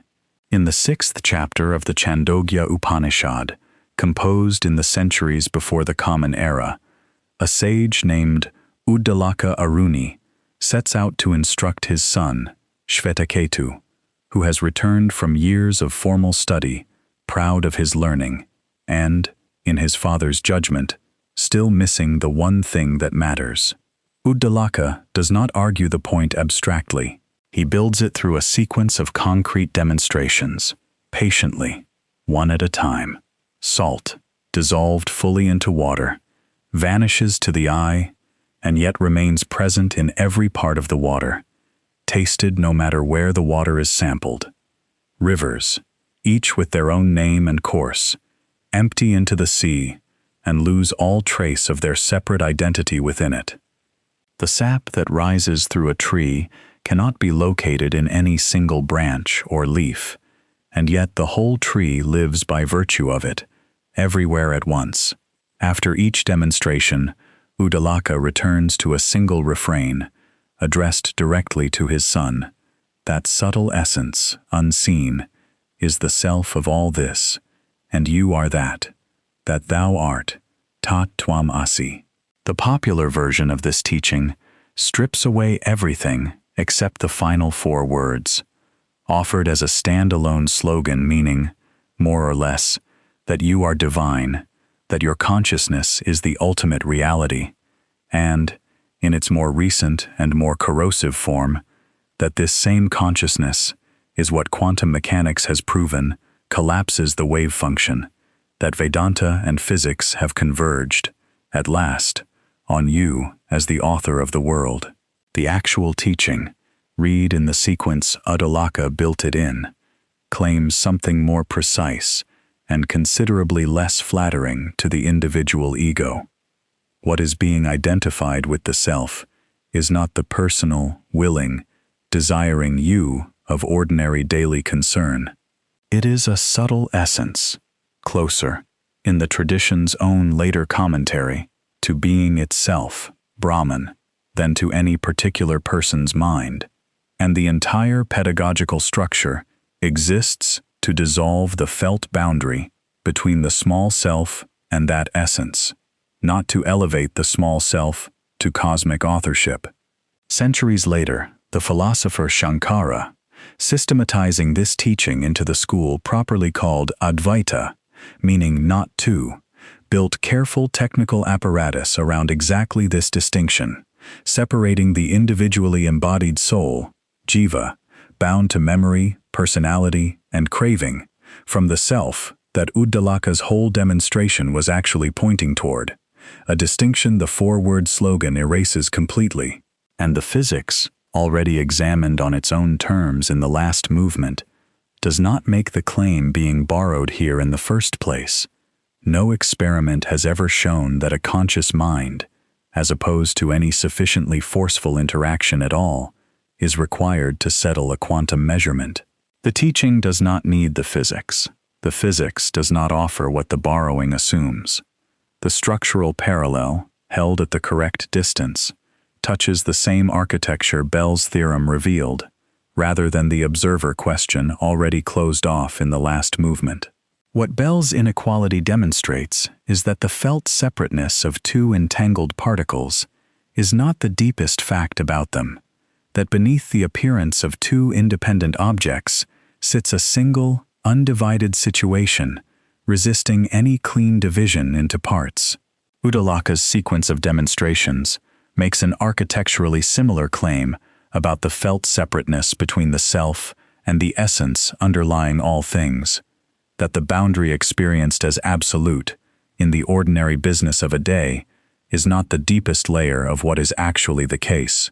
The map and the territory are not the same, but the maps, drawn from a laboratory bench and from a father's patient instruction to his son 25 centuries earlier, look strangely alike. You have perhaps stood at the ocean's edge and briefly lost the sense of where your own outline stopped and the wind and the water began. Not a loss of consciousness, only a loosening, for a moment, of a boundary you spend most of your life maintaining without noticing the effort. Uddalaka was not describing a mood like that one, but he was pointing, with far more precision than a beach affords, at exactly the boundary that moment loosens. Uddalaka's own closing image, offered to Shvetaketu after the salt has long since dissolved, needs no further gloss. You cannot see the salt, and yet nothing you taste is without it. 4 traditions, 4 methods, 4 centuries, in 4 unrelated regions of the world, none of them aware the others existed, none of them possessing so much as a fragment of the mathematics that would later describe entanglement or the measurement problem, and each of them arriving, independently, at some version of the same architectural refusal, the refusal to treat the world as a set of fully separable, fully independent parts, sealed off from one another and from the mind considering them. This is not proof of anything. It would be its own kind of dishonesty to call it proof, and every honest voice inside every one of these traditions would object to being used that way. What can be said, carefully, is this: physics did not confirm these teachings, and these teachings did not predict the physics. 4 investigations, using 4 incompatible methods, kept finding a version of the same shape. That convergence is architectural, not causal, and it is worth exactly as much as that description allows, and not 1 degree more. 4 separate lineages, none aware of the others, none holding a single instrument in common, still manage to draw the same rough outline of the same strange room. That alone is worth sitting with, without rushing to decide what it means. And there is one further thing every one of these 4 traditions insists on, quietly, underneath their surface differences, that the manifestation reading of any of them gets precisely backwards. Not one of them teaches the strengthening of personal will as the mechanism by which reality bends. Every one of them teaches its dissolution. The isthmus asks the willing self to recognize a stratum of reality prior to its own wanting, not to project its wanting more forcefully into the world. Uddalaka's instruction dissolves the small self into the essence it was never actually separate from, rather than crowning the small self as the essence's author. Huayan's interpenetration describes a totality no single willing part can command from within, precisely because no part is separable enough to command anything alone. And Ganying resonates without ever requiring an intention to travel anywhere at all, a struck note calling out its own harmonic, with nothing willed, nothing sent, nothing owed to desire. Non-forcing, Wu Wei, is the nearest single phrase any of these traditions would offer for their shared verdict on the will, and it is the exact opposite of what the popular reading of Synchronicity has built out of them. What you seek is not, on any honest reading of any of these 4 traditions, seeking you back because you wanted it hard enough. If anything, each one insists, in its own language, that the wanting is the last thing standing in the way. A word given late in a life in Zurich, and a word given considerably earlier, in 4 different centuries and 4 different tongues, keep pointing at the same quiet refusal, that the falling together of an inner state and an outer event, when it is genuine, is not a transaction, and not a purchase made with enough desire. It is closer, in every one of these 4 languages, to a kind of grace than to a kind of leverage. None of them can tell you why it happens, when it happens. All 4 of them agree, across every barrier of geography and century, that should have kept them from ever agreeing on anything, that it is not yours to command. A rhyme, once again, rather than a message. 4 traditions and 1 careful physics, all of them describing an architecture in which the falling together of 2 things need not mean one commanded the other. What remains, once the false bridges are cleared away, and the true convergence is named for exactly what it is and no more, is not a proof and not a technique. It is a shape, seen now from 5 directions at once, still refusing to resolve into anything simpler than itself. So what does all of this mean? Not for physics alone. Physics has already said, as plainly as it knows how, what it means for physics. Correlations without signals, a boundary that moves but will not disappear. A single, settled world, arrived at by a process no equation fully explains. And not for the traditions alone either, each of which has already said, in its own tongue and on its own terms, what it means within its own house. The question that remains standing, after all 4 movements, is the older one, underneath both houses. What does it mean to live inside a life and have it, every so often, rhyme? This is not the place where the pieces finally click together into a single answer. Nothing that follows resolves into a teaching, a technique, or a conclusion you could carry out of this evening and use. What follows is only an honest accounting, a slow walk around the ground that 4 movements have cleared, naming plainly what can actually be stood on, and naming just as plainly what still gives way underfoot the moment weight is put on it. An accounting like this asks for a particular kind of patience, different from the patience the earlier movements asked for, not the patience of following an argument to its conclusion, because there is no conclusion waiting at the end of this one. The patience, instead, of standing still in a place long enough to notice everything that is actually there, rather than reaching immediately for the version of the ground that would be easier to describe. Some of what is there will hold your full weight. Some of it will not, no matter how much you might want it to. Both of those facts belong to the same ground, and neither cancels the other out. Here is what is established, and it deserves to be stated without hedging, because hedging what has actually been proven is its own kind of dishonesty. Entangled particles, separated by real distance, show correlations that no theory built on locally carried, independently existing properties can produce. This is not a philosophical position.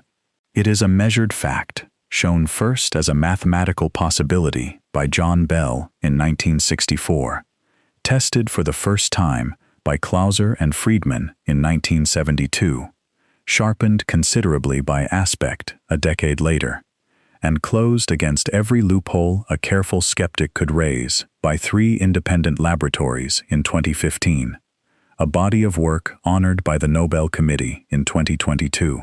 Among physicists, this is not disputed. It is one of the most thoroughly confirmed results in the whole of experimental science, tested to a precision most other fields of human knowledge never approach. And standing beside that fact is its quieter, equally rigorous twin, easy to forget, precisely because it forecloses so much of what people want the first fact to mean. Those same correlations carry no signal. Nothing about them can be used to send a message, to move an outcome, or to reach across a gap with intention, however sincerely held. This is proven, not merely assumed, and it remains proven, no matter how the correlations themselves are described in softer language elsewhere. Decoherence, too, belongs on this side of the ledger. It has been tested across many different physical systems, and it explains, in careful and confirmed detail, why the ordinary world holds so reliably still around you, why a coffee cup is never seen in 2 places at once, why the strangeness that governs the very small does not climb up into the furniture of an ordinary afternoon. And the psychology of coincidence belongs here as well, tested by its own separate body of careful research, entirely independent of the physics, and just as rigorously confirmed, Diaconus and Mosteller's law of truly large numbers, Littlewood's dry arithmetic showing that a 1 in a million day should be expected roughly once a month, simply from the sheer volume of an ordinary life, the well-documented tendency of a memory built to flag significance and quietly discard the ordinary.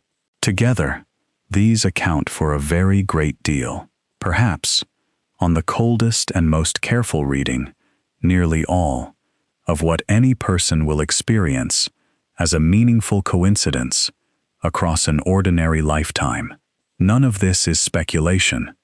All of it has been tested, replicated, and confirmed by methods independent of one another. And one further thing belongs, with full honesty, on this same established ground, even though it is not a finding in the way the others are.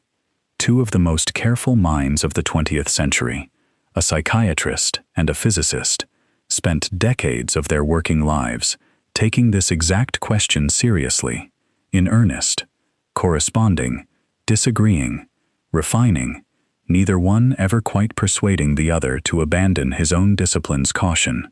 They left behind not a theory and not a mechanism, but a record, a documented, decades-long instance of rigor, applied without flinching to a question that refused, the whole time, to resolve. A record of a friendship that outlasted the argument itself and continued in warmth long after both men had privately admitted, each in his own vocabulary, that neither of them was going to be the one to finish it. That refusal to resolve is itself part of the established record. It is not a failure belonging to either man. It is simply where careful attention, honestly applied for an entire working life, actually arrived, and where it left them both standing when the correspondence finally went quiet. Just as important as what belongs on this ground is what does not, and an honest accounting has to say this, with the same plainness it used to say everything else. Established does not mean that intention shapes outcome. It does not mean that a wish can travel through a laboratory-confirmed correlation and arrive anywhere at all. It does not mean that consciousness is required to settle a single measurement, anywhere, ever, a claim examined directly and found wanting. Every one of these would be comfortable to add to the list above. Not one of them belongs there, and stacking them on top of what is actually confirmed would not strengthen the ground. It would only make it look sturdier than it is, right up until someone tried to stand on the part that was never actually solid. What is suggested is a narrower claim, and it has to be kept narrower than it wants to be, because this is exactly the place where careful language collapses fastest into comfortable language, and where the whole of this evening could quietly slide, in one unguarded sentence, into exactly the kind of overclaiming it has spent 5 movements refusing to do. The evidence does not show that mind and matter are one thing. It does not show that meaning is woven into the structure of the universe, the way mass or charge is woven into it. What the evidence suggests, and suggests only gently, is that the clean partition between an observer and an observed thing, the very partition the whole of modern science was built upon 4 centuries ago by Galileo and by Descartes, and that carried that science to every success it has had since, is not as fixed as 4 centuries of success made it appear to be. Wigner's friend does not prove that facts are relative, and no one serious claims that it does. What it shows, at minimum, is that the idea of a single, absolute fact sitting untouched at the very bottom of physical reality, waiting there regardless of who is looking or from where, is a harder position to defend today than it was 60 years ago. Not disproven, harder to defend. That is the whole of what can honestly be said, and it should be said at exactly that weight and no more. Not the collapse of objectivity, only its quiet loosening at one very particular, very carefully specified seam, discovered by physicists whose entire professional discipline consisted of refusing to loosen anything without being forced to by the mathematics itself. And separately, on what looks at first like a completely different continent of evidence, 4 contemplative traditions, a hall of mirrors built in 7th century China, a resonant cosmology of stimulus and response from the same broad region, an isthmus proposed by a 12th century mystic on the far edge of the Islamic world, and a father's patient instruction to his son in ancient India, working across 2,000 years on 3 different land masses with no contact with one another and no access to any of the mathematics involved, kept arriving at some version of the same architectural refusal, that things are not as separable as they appear to ordinary attention, that the boundary between a self and what it observes, between one phenomenon and the totality surrounding it, is not the deepest layer of what is actually the case. Physics did not confirm this. The traditions did not predict the mathematics, and it would be a serious dishonesty to suggest that they did. But an honest accounting cannot simply set the convergence aside either, as though noticing it were itself a kind of intellectual weakness. 4 independent methods, pointed at the same general territory from 4 unrelated directions, kept drawing some version of the same rough shape. That is suggestive. It is not proof. It should never be spoken of as though it were, by anyone, including the voice speaking now. What remains genuinely unknown sits beneath both of these findings, and it is the largest part of the ground on offer tonight, and by a wide margin, the least comfortable part to actually stand on. You have perhaps noticed, at some point in your life, the particular vertigo of realizing that a question you assumed was settled somewhere, by someone, was not actually settled anywhere at all, that the confidence you had borrowed from the world around you had no one standing behind it. This is close to the feeling that belongs here, at the deepest layer of tonight's ground, and it is worth letting the feeling arrive honestly, rather than rushing past it towards something more comfortable. No one knows what physically happens at the moment a spread of quantum possibilities becomes one single, settled fact. This is not a gap waiting patiently for better instruments to close it. It has been examined directly by some of the most careful minds in the history of the discipline, for the better part of a century, using every mathematical and experimental tool available to them, and it remains open at the foundation.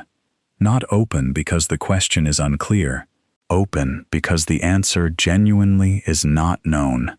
No one knows why a universe built, as far as any instrument can currently tell, from indifferent particles and blind forces, has produced, at least once, a kind of mind whose entire relationship to that universe consists of searching it, relentlessly, for pattern and for meaning.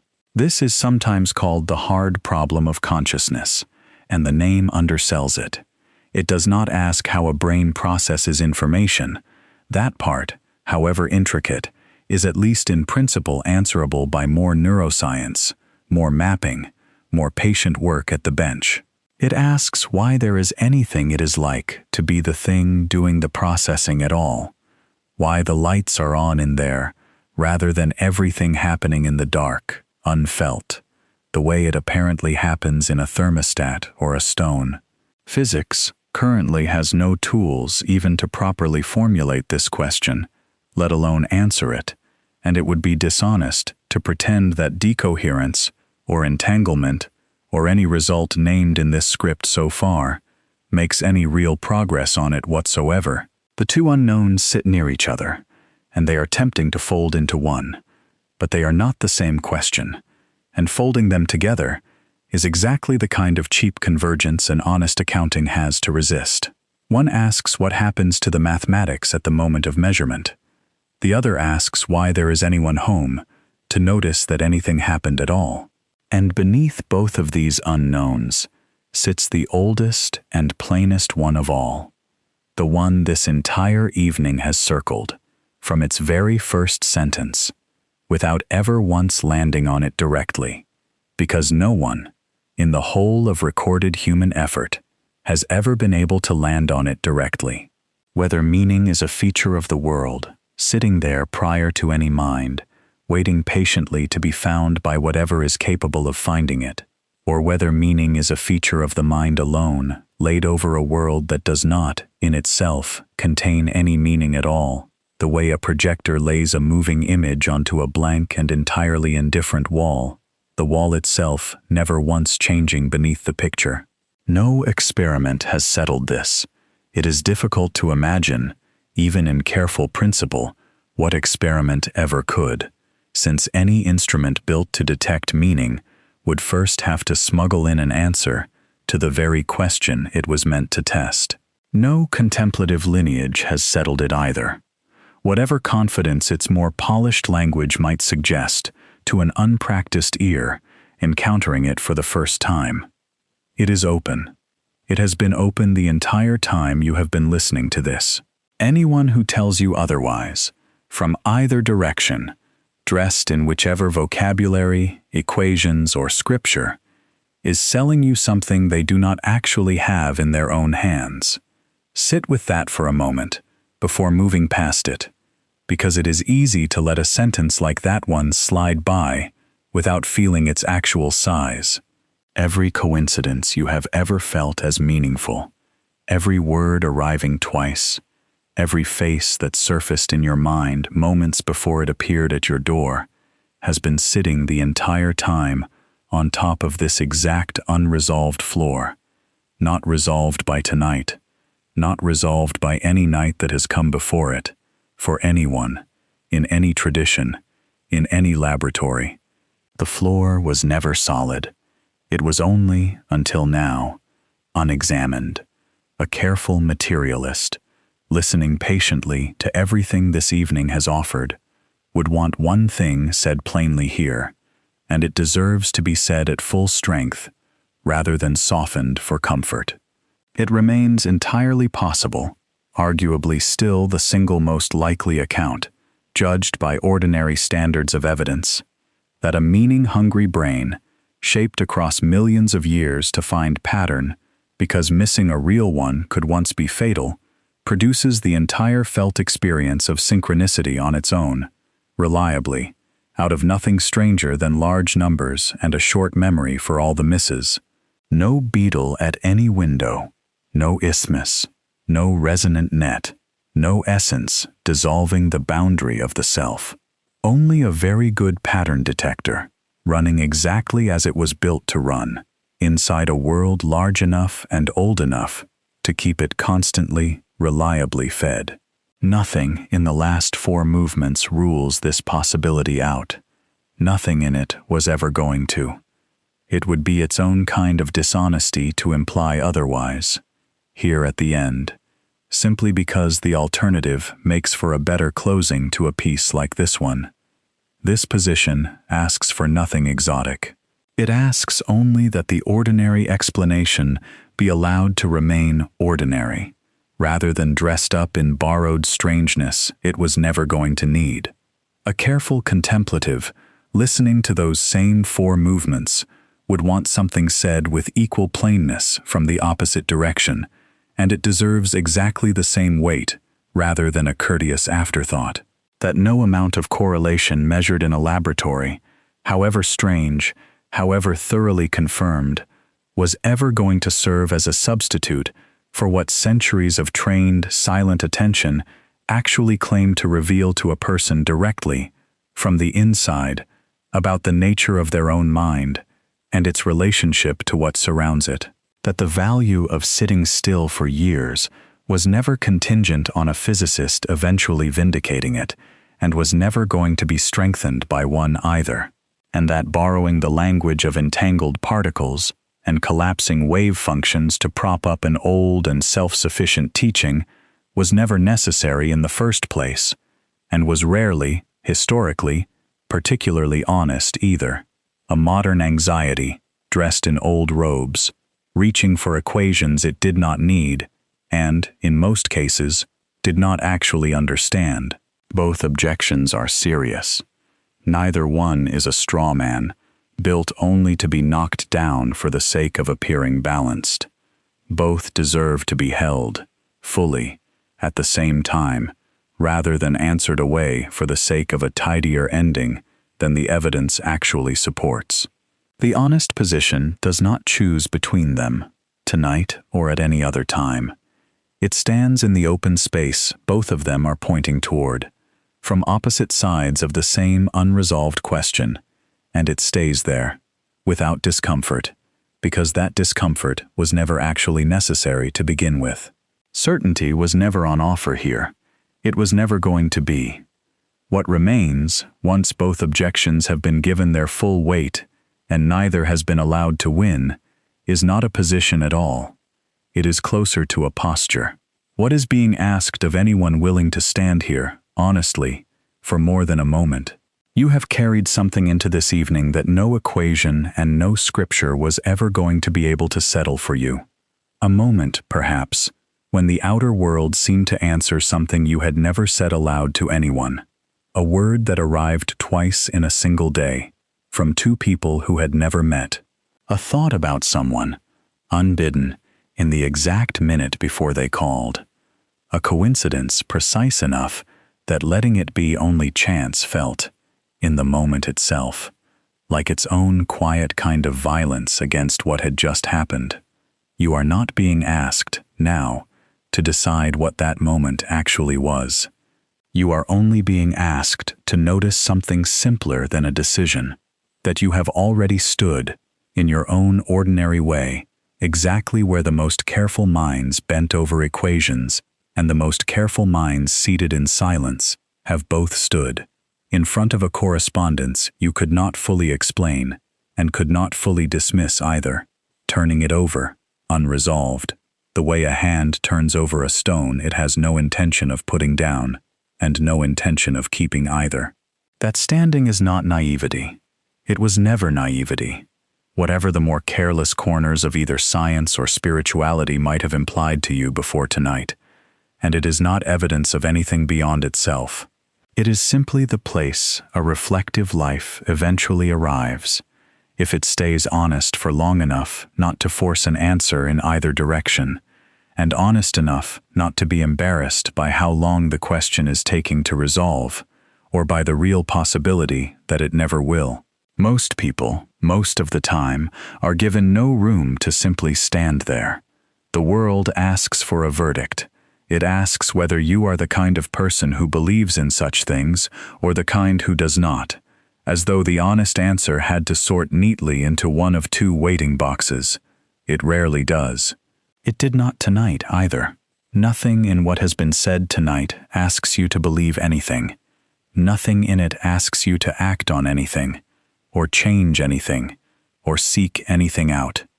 The recognition, if it comes to you at all, is enough entirely on its own. It does not need to be carried anywhere else once this ends. It does not need to be turned into a practice, or a philosophy, or a story you tell about yourself afterward. It can simply be what it already is. There is no ledger being kept on the other side of this. No tally of what you chose to believe by the time it was over.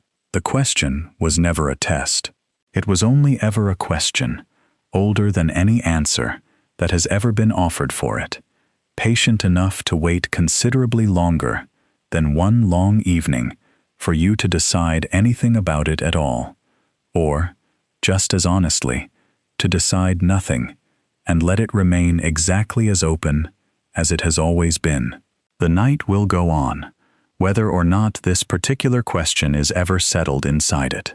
That was always going to be true, from the very first sentence spoken tonight to this one. It is, in its own quiet way, one of the more comforting facts available. So return, once more, to where all of this began. An inner state and an outer event, falling together for a moment, and the old, patient difficulty of telling whether something out there had spoken or whether something in here had only listened very well. Nothing across the last several hours has closed that gap. Nothing was ever going to close it, and no honest voice would have promised you that it could. What has changed, if anything at all has changed, is only the quality of the not knowing itself, a little less anxious, perhaps, than it was at the very start of this, a little less in need of an answer arriving by morning, willing, now, simply to hold the question the way a hand holds something it has already decided it does not need to open, a room, late at night, a word, or a face, or a number, arriving from nowhere with a weight it has no earthly right to carry. And underneath all of it, still unresolved, exactly as it was at the beginning, the oldest question a mind has ever managed to ask about the world it happens to find itself inside of. Two events that rhyme across the silence, touching nowhere, and no one able, yet, to say whether the rhyme was spoken to you or only heard by you, alone in the dark, listening.